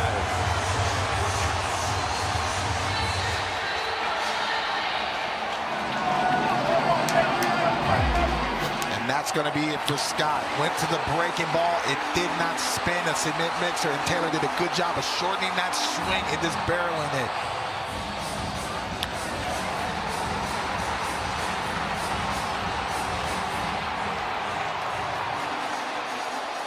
Tanner Scott only records 1 out. He gives up 3 runs and the lead. Allows 3 runs to score in the bottom of the 9th inning, recording only 1 out. The Dodgers, 3 pitchers before Scott allowed just 3 hits total in 8 innings. Scott giving up 3 runs on 3 hits here in the 9th. And now Alex Vesey, who's had some trouble keeping the ball in the ballpark lately, faces Francisco Alvarez with the winning run now at first. Strike 1 from Vesey, who's allowed 3 homers in his last 5 appearances and 6 on the year. Yeah, it's a rhythm down there, Wayne, in the bullpen. And Tanner Scott right now is just not commanding the baseball like he needs to and really having trouble finishing hitters. It's another issue for him at Citi Field. And now Alvarez with a fly ball center field. It's Pages moving over shy of the warning track, making the catch. Taylor on his way towards second now will stay at first as Pages does a great job to get it in.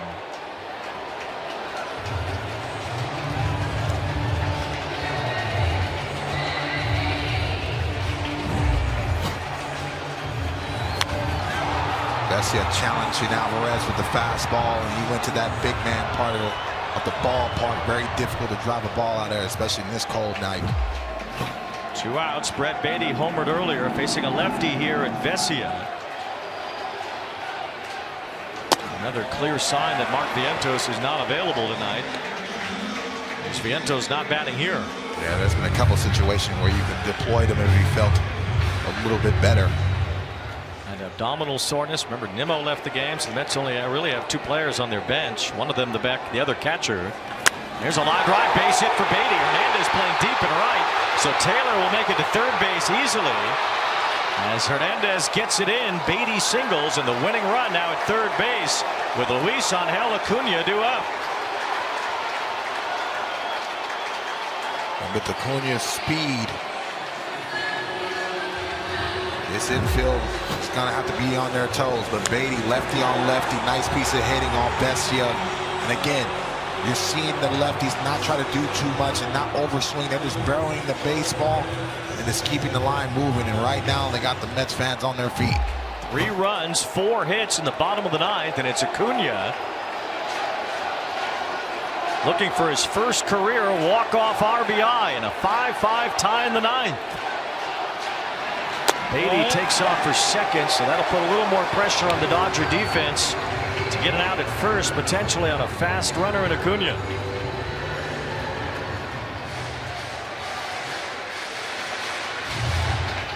'23-year-old utility player Luis Angel Acuna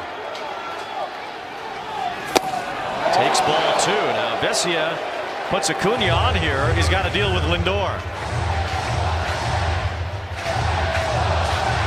Winning run at third, it's Tyrone Taylor with the game tying hit. Jeff McNeil a 2-run triple, and the Mets have awoken in the bottom of the 9th. Swing and a miss by Acuna. A challenging fastball behind in the count by Vesia, goes at the top of the zone, and Acuna just gets big with that swing. Mets have had 4 walk-off hits this year. Only the Giants and Marlins have had more. Acuna swings through that. It's 2-2.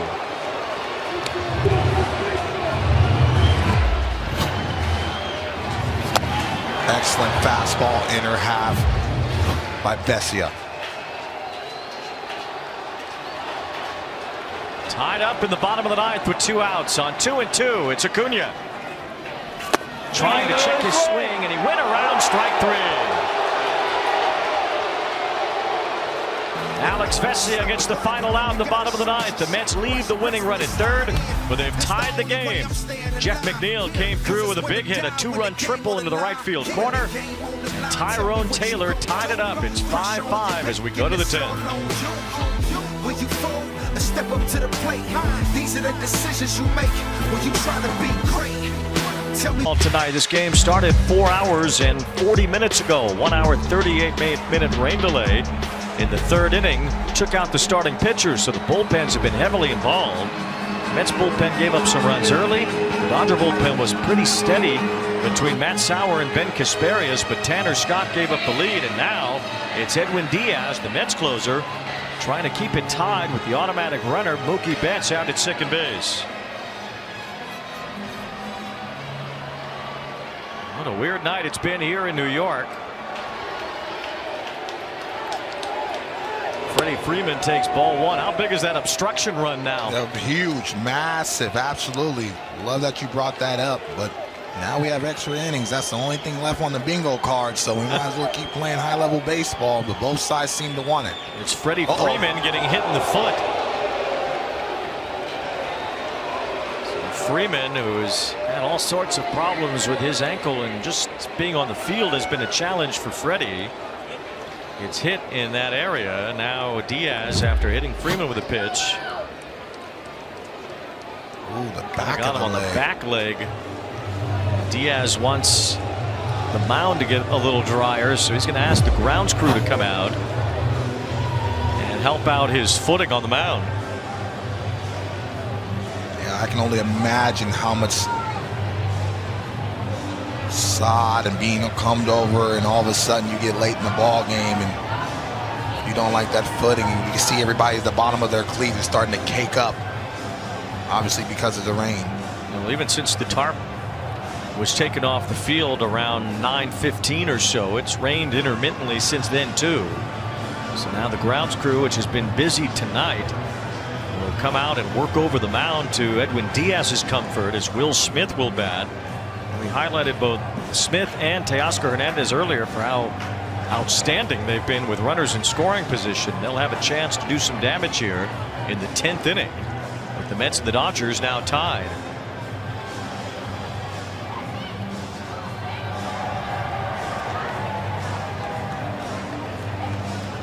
Luis Angel Acuna had a chance to win the game for the Mets in the bottom of the 9th inning as he struck out on this check swing.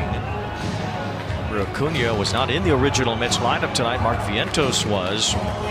As you said, there have been a couple of different chances where the Mets could have used Vientos, but clearly not only unable to start this game and play a full game, but unable to even take an at bat, it looks like, tonight. Also with McNeil coming up big, and he wasn't the guy that started the game. It was Nimmo, and so you're seeing the depth. We talk so much about the depth of the Dodgers, but the Mets have some talent offensively too, that guys that they can trust in big situations. And so that's why I said in the beginning of the game, these are two titans in the National League that have grit and experience, and these fans are still here because they understand the importance of this matchup for both sides. Mentioned that Phillies-A's game earlier in Sacramento tonight. The Phillies got a homer from Trey Turner in the first inning, and that has held up. Zach Wheeler pitching for the Phillies tonight. They lead the A's 1-0 in the 8th. Only a couple of West Coast games going on right now. That's where we are about as we close in on midnight here in New York. Yeah, we're having fun with a nice little telethon. Wins will turn out to be extremely important for both of these teams by the end of it. You know, the Dodgers are locked in a close battle in the National League West already. The Giants have played well, maybe ahead of expectations. The Padres expected to do well, and they have so far. Whereas in the National League East, the Phillies have the best record in the National League. The Mets are 10 games above 500, and the Braves, with Acuna back and with Spencer Strider back earlier this week too, they figure to get back into the mix. Both those divisions, the race is not over, not even by a long shot, but health and consistency will determine that. And Tanner Scott, with how important he is in that bullpen, especially with all the injuries, the Dodger faithful have to get him right, and very quickly, because already often he's already shown blowing a couple key matchups, and I feel like it's going to be a race all the way down the stretch. Now Will Smith, who had an RBI base hit in the 3rd inning, walked and scored in the 5th. Will bat with Mookie Betts at second base and Freeman at first, but that's thought about taking off there, and it's ball 1 from Diaz. Dodgers are 3-2 in extra innings this year. The Mets have won 2 out of the 3 they've played. Betts is getting a big jump off of second base, at least in terms of a secondary lead. He's getting 2 or 3 extra steps after Diaz lets it go. Diaz has not allowed a run in his last 9 outings, but he has to deal with Betts at second to start the inning. He hit Freeman, and he pours in a strike to Smith. Like that call by Diaz to just go back to that slider, get a little bit of feel, and get himself back in the count. Ball down. Just missed ball 3. Mentioned Tanner Scott getting a hefty contract in the offseason from the Dodgers. Well, Diaz has the largest contract ever for a reliever. Got $102 million a few years ago. This is year 3 of that 5-year deal. Ball 4. That's a close pitch, but it's ball 4. So Will Smith draws a walk after a hit by pitch, and the Dodgers have him loaded, as Diaz is the top money man among all major league relievers. And deservingly so, and especially when he is on fire. He's the toughest cover in baseball, especially with that rising fastball. It's almost like an invisible ball, especially with that velocity. But right now, just having a tough time covering the strike zone. 40 RBIs for Hernandez, and he bounces it to first. Alonso throws home for the out. Alonso's had a couple of rough throws home lately. Had one at Yankee Stadium and another at Fenway that got away, but in a big spot here, Alonso fires a perfect strike to the plate. Well, I love that he didn't rush this throw. He gathered himself and made sure you get one in this situation late in the ball game. You don't not want to compound the problem. If you throw that ball again, and I love after the play, he looked into the dugout and gave a little head nod saying, no, it's all good. I got you. Don't want that to turn into something. No, it will. bigger. Trust me. I've been there. So Alonso makes the throw home. Now Muncy fouls one off. Typically, Diaz has been unbelievably good in extra inning games. In his career, his ERA is 0.59 in extras. It's even harder to believe now, considering the automatic runner has been a part of that for most of this time. Backdoor slider, and he got the call. It's 0-2 on Muncy.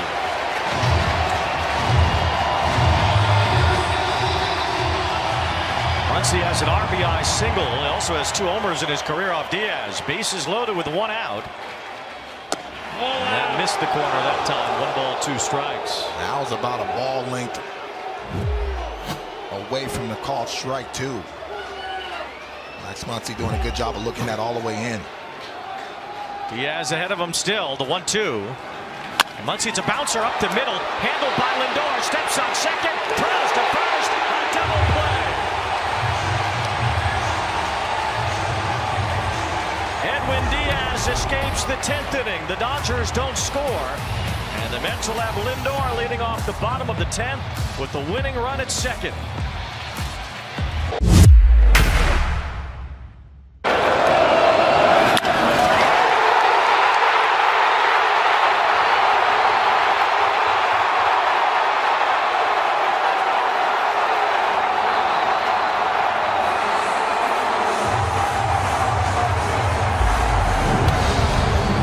Over 40,000 announced at Citi Field tonight. Some of them may be scared off by the rain. Some of them taking for cover as it rained throughout the night. Some of them left after Shohei hit for the last time. But the ones that are here get to sing My Girl and get to watch Francisco Lindor take a crack at winning this game as the Mets came out of nowhere in the bottom of the 9th inning to score 3 runs off of Tanner Scott. And now the winning run at second base with Francisco Lindor at the plate. Ball 1 from Alex Vesia. Lindor is hitless tonight. He has 7 career walk-off hits and a walk-off homer here earlier this year against the Cardinals.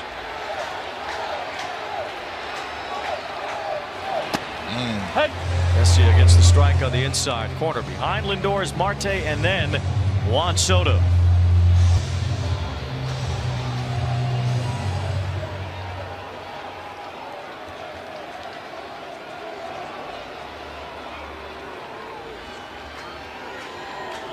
Two balls and a strike on Lindor. Now you have first base open here, so you certainly don't have to give in to Lindor, but you know what's coming ahead of him. Not at all, but you have to pick your poison, if you will. And Marte's had some solid at-bats, and he's a guy that can move the runners over, being able to bunt, but you have to be careful with Lindor because he can end the game with 1 swing. 2-1, and he swings and misses here. It's 2-2.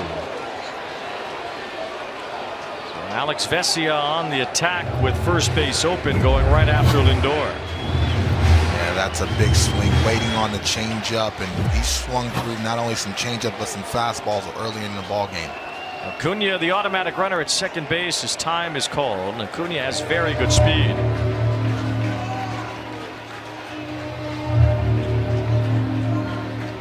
Arms in the Dodger outfield are all pretty good. Saw Teoscar Hernandez make a great throw to the plate earlier. Paez has a good arm in center field too. Kike Hernandez in left field. 2 balls, 2 strikes. And Lindor pops it to the right side. Freeman is over, Hernandez is over, and it's out of play. This was earlier this year on April 18th. Lindor's first walk-off home run in a Mets uniform. Bit of the Coca-Cola corner in right field here. This is his 250th career home run. And it was expertly called by Steve Gelbs on SNY. 2 balls, 2 strikes. And Lindor swings and misses on a pitch in the dirt. Will Smith has to get it to first, and he does, to strike out Lindor, one away. Excellent pitch down in the zone by Alex Vesey, and I think that's going to be it for him. Now Dave Roberts has to deploy another arm out of the bullpen, but this is a well-thrown slider down and in. Even had Will Smith having trouble trying to receive that ball, but that was the only pitch that he was going to be able to get him to swing over the top of. It tunneled right out of that fastball. And these bullpens have been used up tonight. Alex Vestia will head for the exit in a tie game.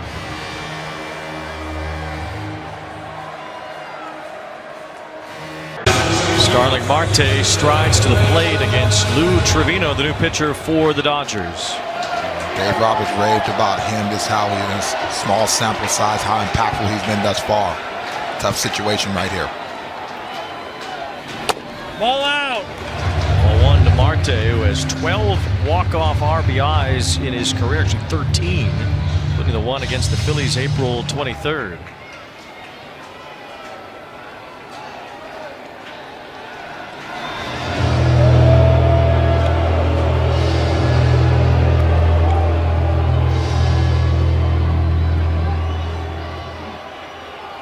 Marte, at one time a teammate of Trevino's with the A's.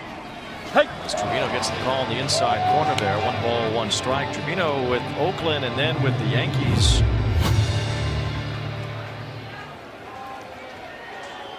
He's not pitched much in the major leagues though in the last few years. Good pitch. Double up fastball, got the called strike, and then went right back in there. Marte with excellent bat speed. Doesn't take much to generate his power. He's got a very short swing, so now he has options. This is going to be a very difficult out. 1 ball, 2 strikes. Soto is on deck. Well, first base is open here too.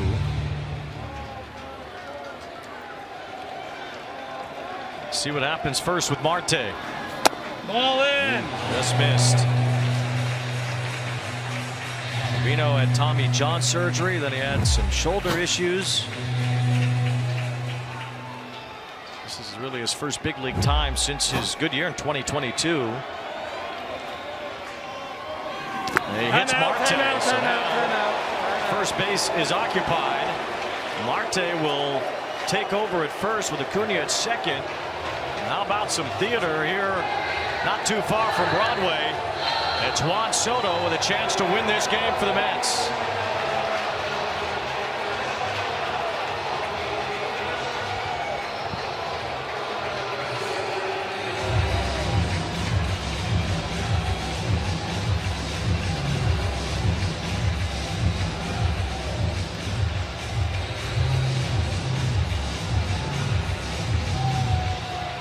Soto is 0 for 4 tonight. He has only 4 hits in his last 26 at-bats overall with runners in scoring position. Even less so. Just 1 for his last 22 entering tonight. He's got Acuna, the winning run at second base, and Marte at first. Hey. A high strike to Soto. Dodgers with the ghost runner in the top of the 10th inning did not score. The Mets have their man at second base, Acuna, to start the inning. Lindor struck out. Marte was hit by a pitch. And now it's Soto with a chance to win it. Ball 1. In 1 year with the Yankees, Soto put together a lot of monumental moments, including a home run that essentially clinched the American League pennant. He's looking for that first big moment in a Mets uniform. Ball down. I actually like that pitch better than the first strike call. Trevino going with the off-speed down. 2 balls and 1 strike on Juan Soto with a chance to win it for New York. And he hits a chopper softly toward Freeman. The only play at first. That'll move Acuna to third base and Marte to second, and it unoccupies first base.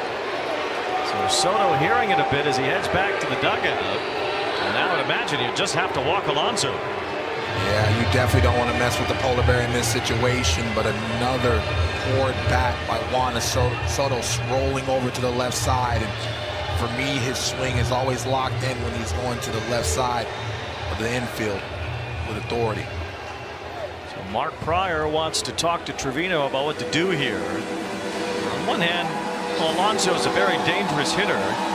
On the other hand, in a spot like this where you only need to get a man in from third, maybe McNeil is just as dangerous because he doesn't strike out much. He's going to put the ball in play. They're going to talk about it. Do they want to face Trevino want to face the right-handed batter and Pete Alonso, ever so dangerous, especially the power, or do you want to go with Jeff McNeil? But you've seen what he did, being able to cover that changeup and give a chef's kiss.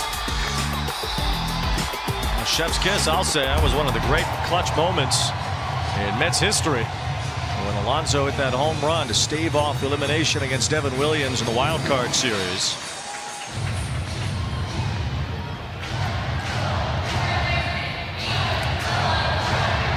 Trevino in his career has had 22 wild pitches. He had 7 in 1 year in 2021.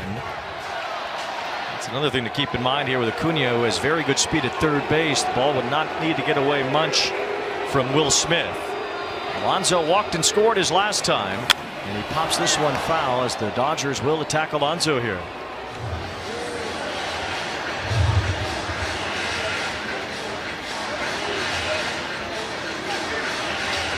The Mets' big three, Lindor, Soto, and Alonso tonight, none of them have had a hit. Lindor struck out 3 times. Ball. Borderline pitch and a ball called by the home plate umpire. So it's 1 ball, 1 strike.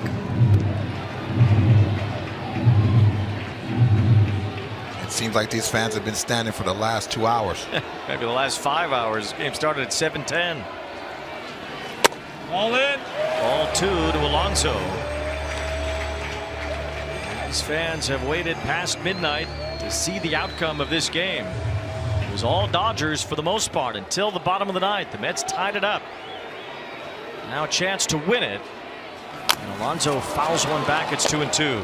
Good sequence right there. Pete Alonso hunting the fastball. Trevino goes with the off-speed slider and gets him out in front just a tad to even up the count. Lindor 0 for 4. Soto 0 for 5. And Alonso 0 for 2. He does have an RBI and a run scored. Acuna at third base, the winning run. 5-5 in the 10th. There's a block by Will Smith.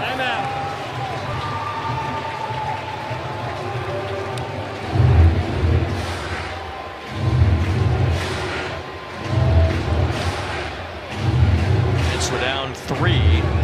Come back and win. It would be their largest comeback of the season, tying what they did against the Marlins back in the first week of the year. Trevino is the 6th pitcher the Dodgers have used tonight. The Mets have used 7.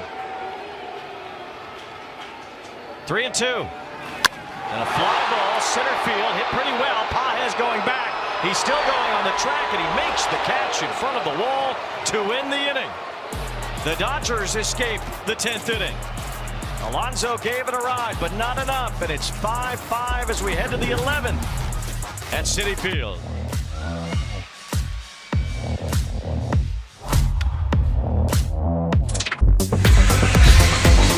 So many battles in the past between the Mets and the Dodgers. One at Shea Stadium in Game 4 of the 1988 NLCS. It was Mike Scioscia with a blast off of Dwight Gooden. Really tipped the series in the Dodgers' favor. Scioscia not really a home run hitter either, as the Dodgers were able to go to Game 7. Oral Hershiser with a shutout in that last one. Dodgers won that Game 4 though in 12 innings. Hershiser actually finished that game out of the bullpen, saving it, and then he got the win going with the shutout in Game 7 against the Mets in that '88 NLCS. And the Bulldog said he wanted that baseball in that situation. Hae-Sung Kim will be the base runner at second base now in place of Muncy, as Andy Pages leads off the 11th, and he hits a fly ball to shallow center field against Reed Garrett. It's a long run in for Taylor, and he makes the catch. So a big first out on the first pitch with Kim at second base. This was Game 7 with Oral Hershiser and his incredible year. long scoreless streak and the final out of that Game 7 shutout to end it for the Dodgers and send them to the World Series, where Kirk Gibson took over the heroics soon after. A great Tommy Lasorda running out there with no hat on. Love those moments. So now one out in the batter, Kike Hernandez. This is his first at bat tonight as he looks at a strike.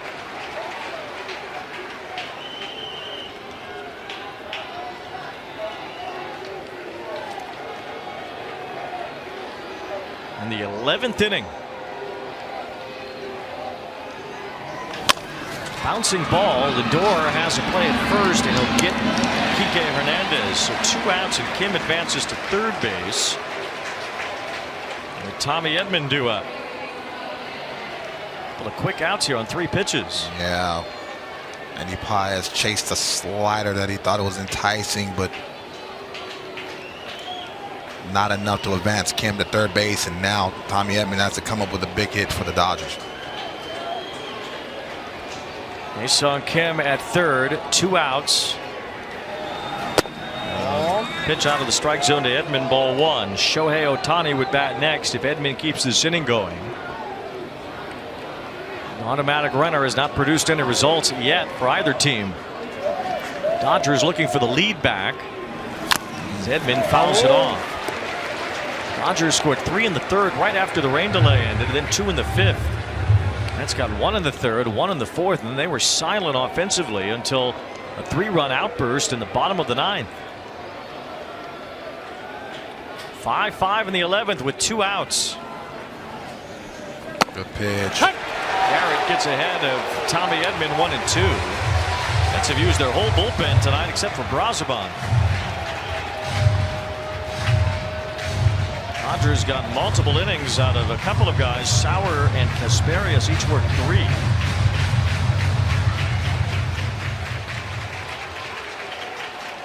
Now they have Anthony Banda warming up. 2 balls, 2 strikes on Edman.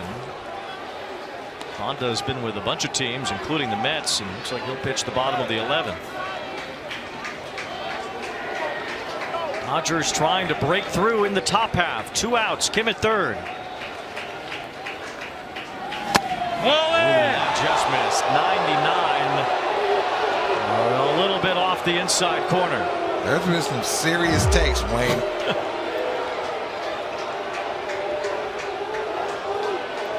Great take by Tommy Edman, and I think that velocity just beat him. It's a full count. Edman strikes out on a fastball to win the inning. Reed Garrett puts up a 0. It's still tied as we go to the bottom of the 11th.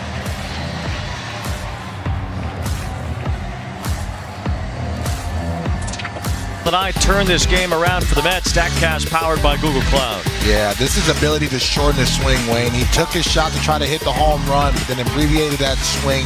The bat-to-ball skills had to come into play, and he was rolling out. You see that sprint speed? He was smelling triple as soon as that ball got down.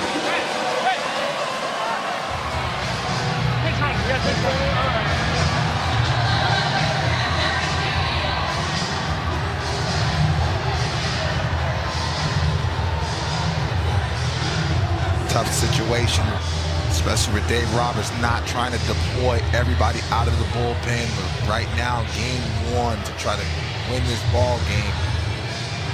Now you have Anthony Banda. Well, he's basically deployed the whole roster. Tyler McGill is looking for the rally cap. Jose Azocar is at second base running for Pete Alonso. Here in the bottom of the 11th with McNeil. We had that big hit in the 9th inning at the plate here against Banda. And a floating line drive is caught by Kim at second base. So a quick out on the first pitch for Banda as McNeil lines out.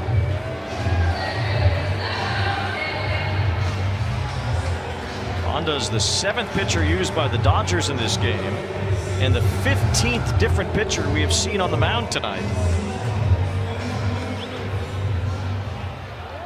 Jae-Sung Kim has stayed in to play second base. Kike Hernandez is now at third base. Taylor is being intentionally walked. We'll put a double play situation for the Dodgers with Francisco Alvarez due up.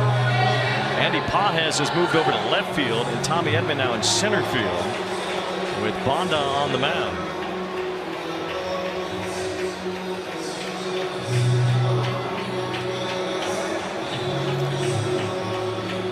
How about these bullpens over the last 2 innings?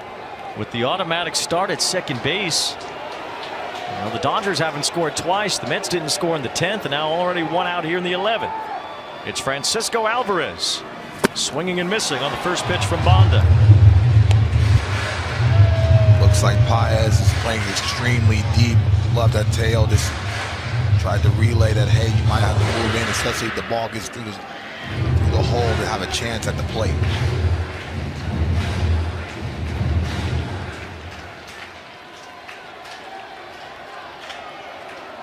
Winning run, Azócar at second base with good speed, pinch running for Alonso.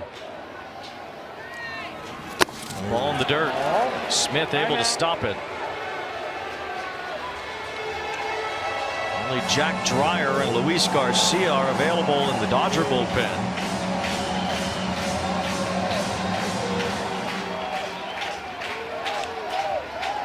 Great block by Will Smith. Some key blocks in the late innings.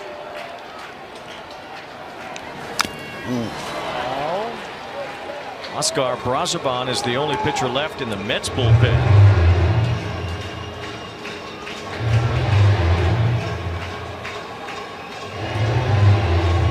It's the 11th inning here at Citi Field. It's well after midnight.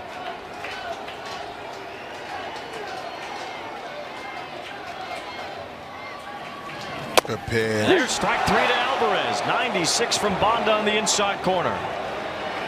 Alvarez was waiting for that slider once again, and Bonda throwing that convicted fastball. Will Smith wants to flash it up, but he wants to go inner half. That ball was thrown way through the target. Reed Garrett had a pretty quick top of the 11th, so looks like he would pitch the 12th. Looks like Luis Garcia starting to throw in the Dodger bullpen. Here's Beatty. There's a home run and a single tonight.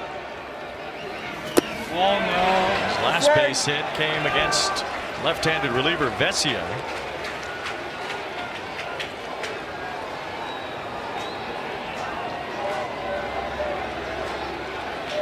Each team with 5 runs on 7 hits and a whole lot of pitchers used. 2 balls, no strikes on Beatty.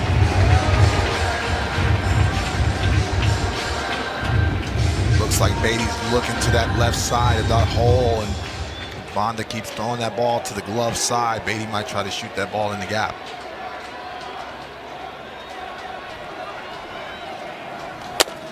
Ball 3. Luis Angel Acuna, who struck out with a chance to win the game in the 9th inning, is on deck. Bottom of the 11th. Rain delay tonight. A long night here in New York. The Mets trying to find a way to win it. Fouled by Beatty. It's 3-1. Green light, 3-0 swing, trying to win it. Send everybody home. These 2 teams will have to bandage up their pitching staffs and try to play here again tomorrow night. I might get a 2-day contract. Some man. It's 3 balls and a strike on Beatty. Winning run at second. And it's ball 4 to load him up. Another good at bat for Beatty tonight. He's been on base 3 times. And now it will be Acuna. And it could be against Luis Garcia.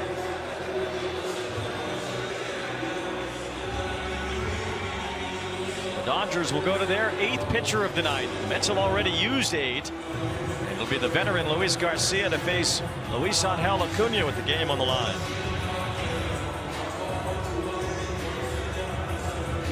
Mets scored 3 runs. They had the winning run on 3rd. Luis Angel Acuna had a chance to win the game. Ended up striking out on a check swing, and now Acuna will have a second chance to win this game. The bottom of the 11th, the base is loaded and 2 outs. He will face the veteran Luis Garcia. looked like once Acuna got ahead in the count, his swing got a little tad too big. The stride got too big and made it swing long, and so he's got to stay within himself. And if you're Garcia, however way you can get him out. Winning run at third, Azokar. He's the pinch runner for Alonso. And Will Smith somehow kept that ball near home plate. Timeout. How good has he been behind that plate? Key situations, being able to knock that baseball down. This ball is thrown in the other batter's box and it's just enough on it to not allow the runners to advance. 1 ball, no strikes on Acuna, the younger brother of Ronald Acuna Jr. Ball 2 from Luis Garcia. This is truly a case where a walk is as good as a hit. Absolutely. You're taking this next pitch.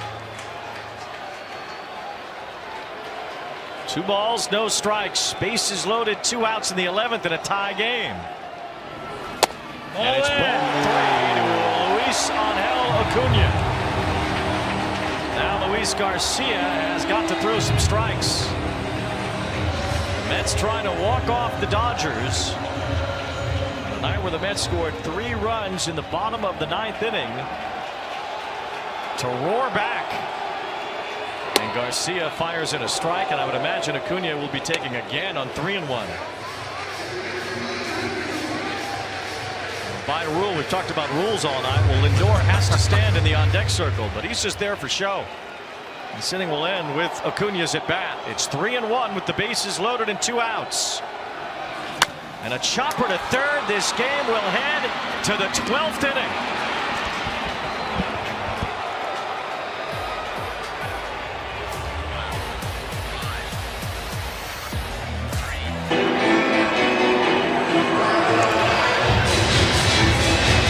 Now the bottom of the 11th inning with 2 outs, the bases loaded. Luis Angel Acuna on a 3-0 count took a strike, and then on 3-1 and a 1-hopper to third.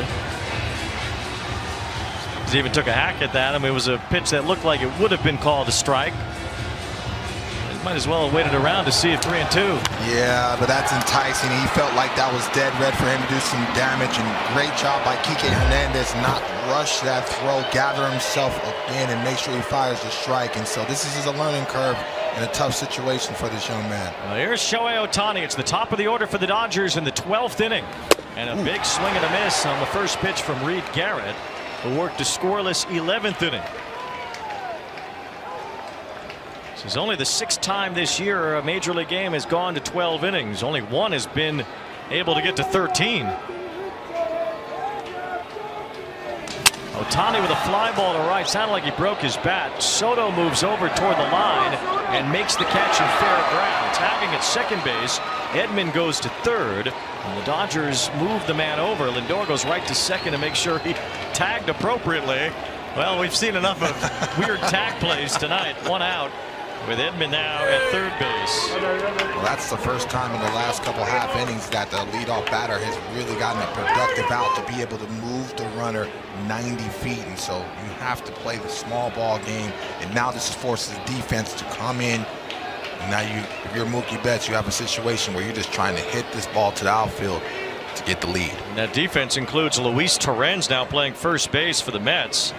A ground ball back to the mound. Garrett freezes the runner and flips it to Torrens for the out. These 2 teams are inventing ways to not score with a man on second and nobody out.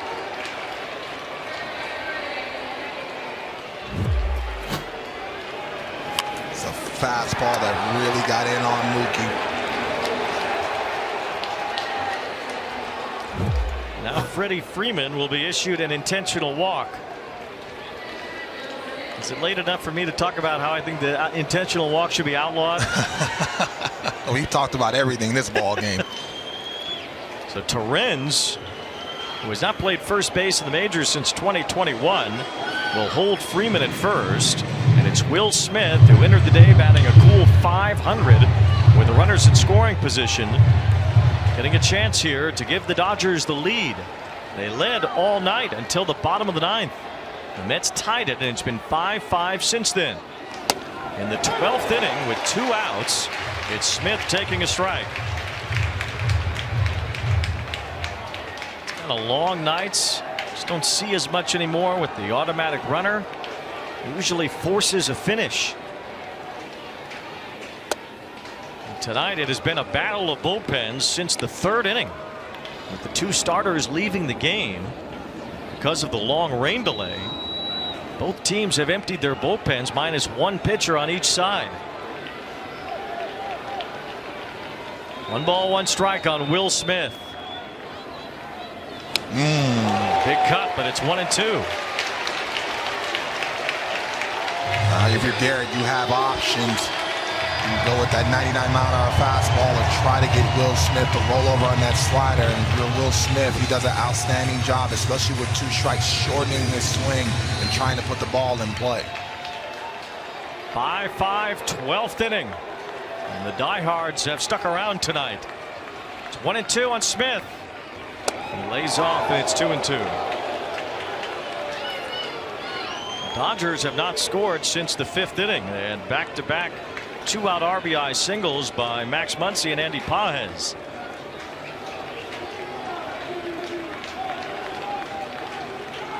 That's in there, strike 3 right down the middle. 3 straight innings, the Dodgers have not brought the automatic runner around. And the Mets will have a 3rd chance to win it on their own, with the top of their order due up in the bottom of the 12th. Top of their order up, although Francisco Lindor, Juan Soto, and Alonso don't have hits, although Alonso not in the game now. Lindor is 0 for 4. He has struck out 3 times. Griffin Canning, who was the starter for the Mets, is wearing all the rally caps. 1 from each reliever the Mets have used. He might have to go back down to that bullpen and re-warm up. Yeah, really, you don't see teams equipped to handle these kind of long games even anymore. Lindor is going to be intentionally walked, so we'll see if Starling Marte thinks about a bunt here with good speed on the bases as Canning adds another cap, and Marte tries to win this game for the Mets. Marte had a bunt base hit earlier. Squares around, he lays down a beauty. Only play to first. Hernandez's throw is not in time.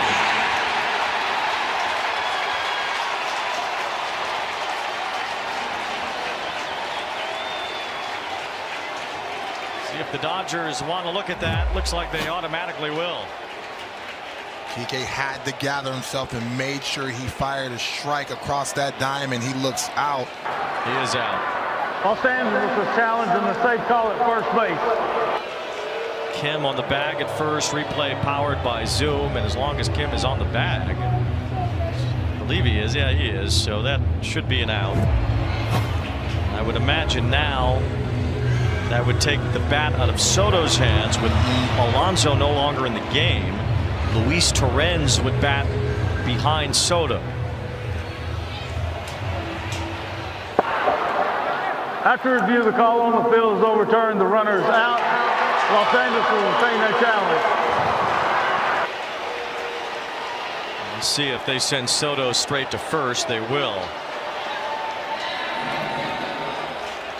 So Luis Torrens, batting for the first time tonight in place of Pete Alonso, will be the batter with 1 out and the bases loaded. Now the Dodgers are going to bring a 5th infielder in from the outfield. Tommy Edman, who's played infield most of this game, will return to the infield as the Dodgers try to set up a double play chance, or at least heighten their chances with Torrens coming up. Yeah, they're just trying to get their bodies at where they need to be on the infield. Also important where you need to be, because now you only have 2 outfielders. You see Andy Pages covering a lot of real estate. Ball 1 from Luis Garcia.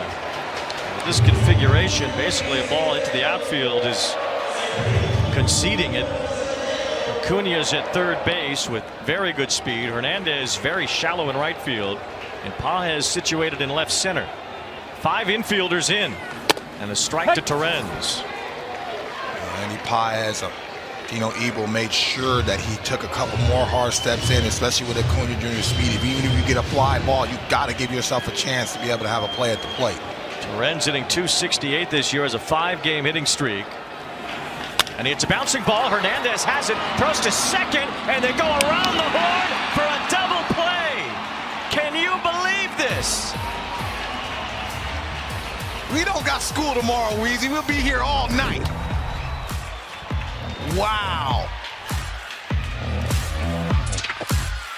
Over the head of Lindor, Kim was able to catch the ball and turn 2. Improbably. This has been an unbelievable night. Here in the 12th inning, it was Kike Hernandez firing the ball over Lindor's head. You know, Edman had to duck too. Yeah. So Edman ducked the throw.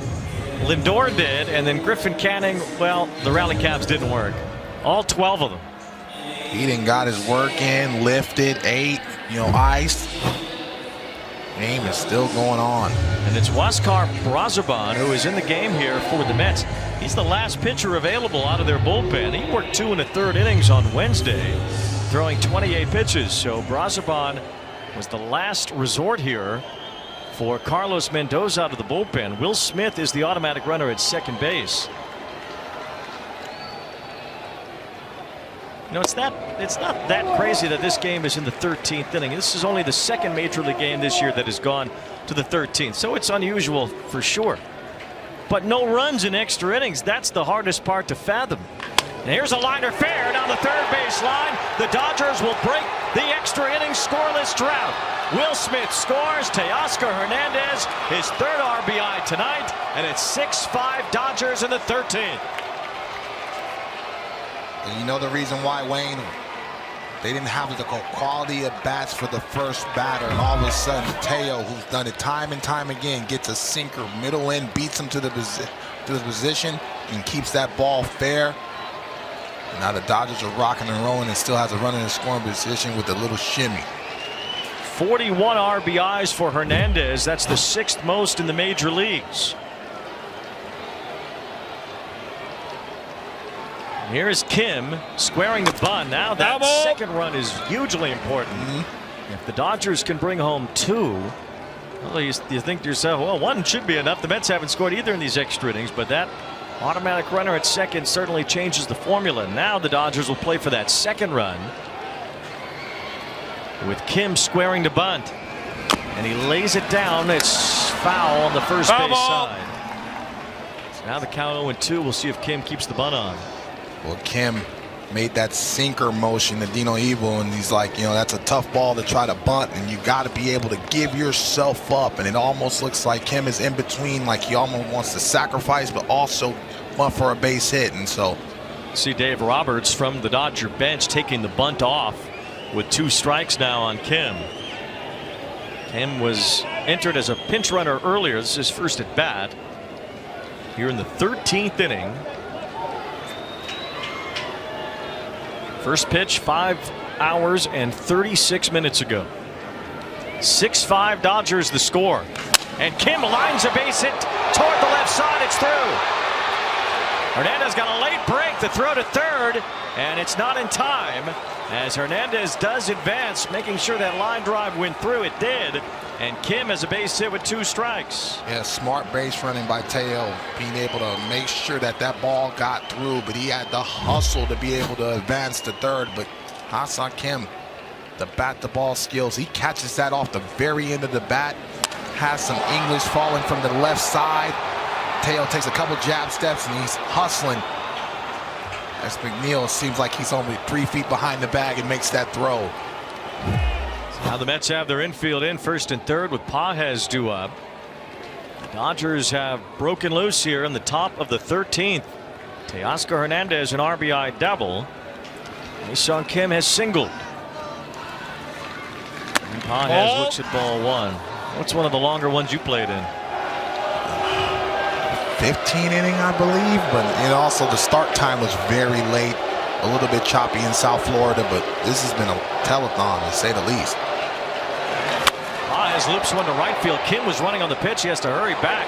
Soto throws it toward first, and that is safe at first. As the run comes in from third, Hernandez scores. It was a close play at first base. The Mets trying for a double play, and Teoscar Hernandez tagging up at third base came home. And the Mets will challenge this. I think Beatty wants the ball at third. Sure, Hernandez tagged up right. He did.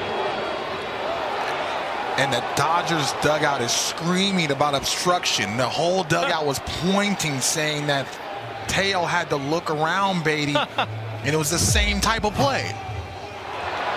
Well, it looks like the out at first was made. So there should be a double play, which would take the RBI away from Paez. Now, Dino Ebel is trying to stand between Trip Gibson at third base and the Dodger dugout, as they were complaining about a similar obstruction play as the one called on Max Muncy earlier. And Dino Ebel really playing the peacemaker there.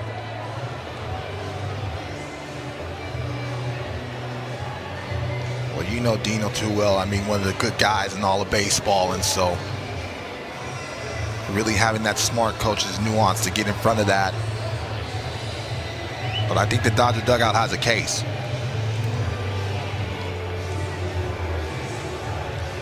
Be a sac fly double play if it does get overturned at first. Soto's throw to Torrens.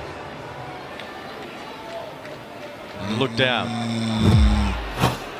Replay review powered by Zoom. We have not heard yet. After review, the call is overturned. The runner is out. Why did Trip Gibson announce it and not Marvin Hudson, the crew chief? With Marvin Hudson losing his voice here on a long he might be losing his voice. Trip Gibson's the one who announced it. And anyway, the Dodgers wanted obstruction at third base. Mm-hmm.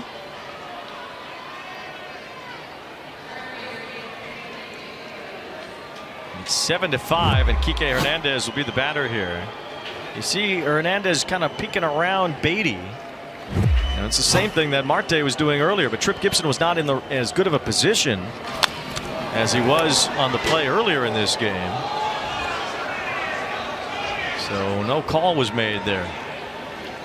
And the throw went to first base, so it really wouldn't have mattered anyway, I don't think. One ball, one strike. You heard Brian Gorman say earlier the reason why obstruction was called and enforced on that play with Marte is because it was such a close play at the plate.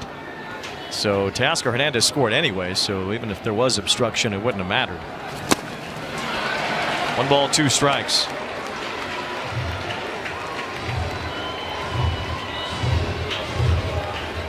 Mets in the bottom of the 13th. We'll have McNeil, Taylor, and Alvarez due up. They'll need 2 runs. At least a base hit for Kike.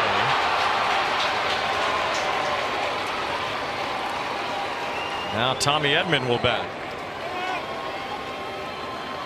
You stay ready, Wayne. You don't have to get ready. And how many of these guys that have been on the bench on both sides impacted this ball game today?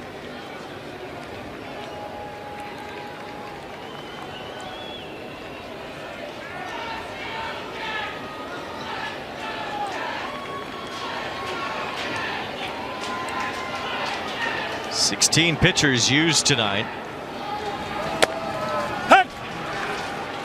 17 now at Brazoban, so that ties the most pitchers used in a game this year. The Mets bullpen has been crossed out.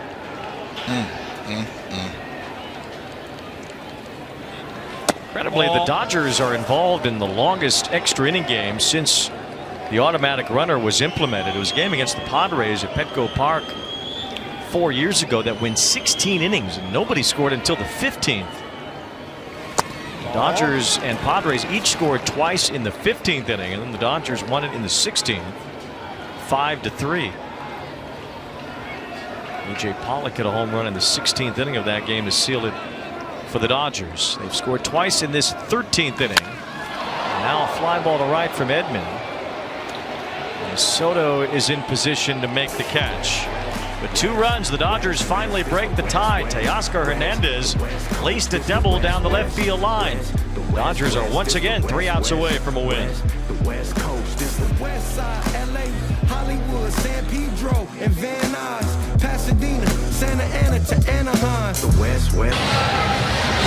Max Muncy wanted to know why no obstruction was called. He talked to Tripp Gibson between innings. Got some sort of explanation. Muncy was called for obstruction about 3 days ago in the 4th inning. That looked like a nice leisurely conversation at Starbucks. Yeah. It'll be open soon. Jet McNeil leads off the bottom of the 13th. There's an automatic runner at second. McNeil pops up the first pitch from Luis Garcia, who's still out there. And it's Edman coming in to make the catch. So 1 out. Torrens the runner at second base. So the Mets will have the tying run at the plate with Tyrone Taylor coming up. He had the game tying hit back in the 9th inning, which was about 4 hours ago. This game is nearing the 6-hour mark in terms of when it started. There was a 1 hour 38-minute delay in the middle of it. It's close to 1 a.m. here on the East Coast.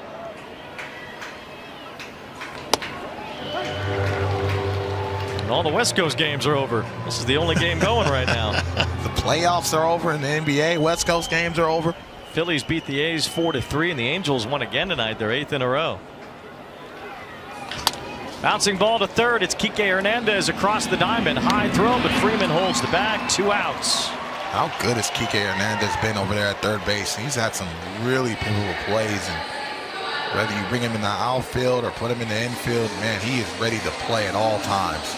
Such a weapon for Dave Roberts to deploy. He has been good defensively everywhere he's been. He plays center field still. He can play shortstop if they need him to. On the corner outfield spots, third base, second base, wherever. Here's Alvarez with 2 outs. Torrens at second. And a swing and a miss. Alvarez trying to send one to the seats and keep this game going. And Luis Garcia is into his 3rd inning of work, although he hasn't thrown that many pitches.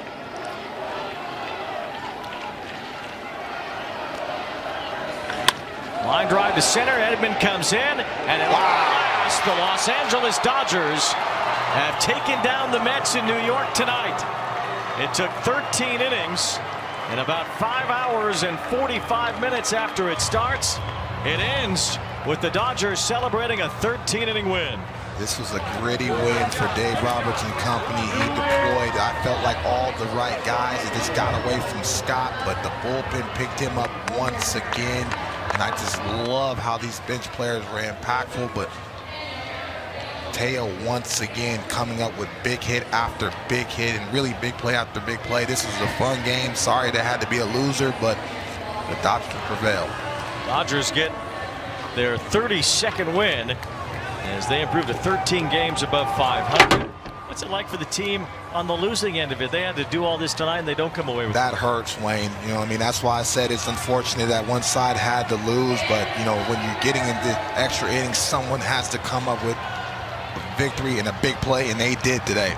It was a wild one here in New York. 13 innings, and it finally had a tie broken with our Chevrolet Electric player of the game, Teoscar Hernandez, the go-ahead base hit, part of a 3 RBI game for Hernandez. He is down to the field right now with Heidi Watney. Do it quick, then. Teoscar, 13 innings after inning after inning after inning where no one's scoring. What's going through your head as you step to the plate? I mean, we know it was not going to be easy. They have a pretty good team. They're playing really good right now. You know, it's just one of those days that you go there, you hit the ball hard right up people, and nothing happened until somebody got tired. So thank God that we scored 2 runs in the bottom of the 13, top of the 13. So and we win the game. They were down to their last reliever. They didn't have anyone else. It was a wild game. You were involved in kind of a crazy play. You threw a seed to nail Marte, but he called for obstruction. Muncy there. Have you ever been involved in a play like that? Not really. That was the first time. I see that play a million times in my career. Never they call it. Of course, they have to call it today. But, you know, it's part of the game. It's a rule, and they saw it, they call it. So. What was everyone saying in your dugout there? Everybody was surprised because that play happens a lot every day. So, and that one that I scored, and then the last inning, they did the same thing, and they didn't call it. So, I guess they didn't see it. All right, both of these teams have been through a lot of adversity lately. This Dodgers team, everybody expected to just run away with the division. What has it been like on this team battling through the injuries and the ups and downs of the season? You know, it's going to happen. Of course, it have to happen to us right now, but our job is to go out there, play hard, trying to win every game with the players that we have. We already have a good team, excellent team with the guys that are on the injury list, but it's part of the game. We just have to keep battling and just go through it. Thanks, Teo. Congratulations. Thank you. Appreciate it. All the way to the finish line tonight. The Dodgers get it done in 13 innings as they beat the Mets 7-5 here at Citi Field. Teoscar Hernandez had the go-ahead hit.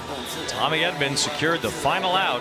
And after a long night, it's a Los Angeles Dodger win.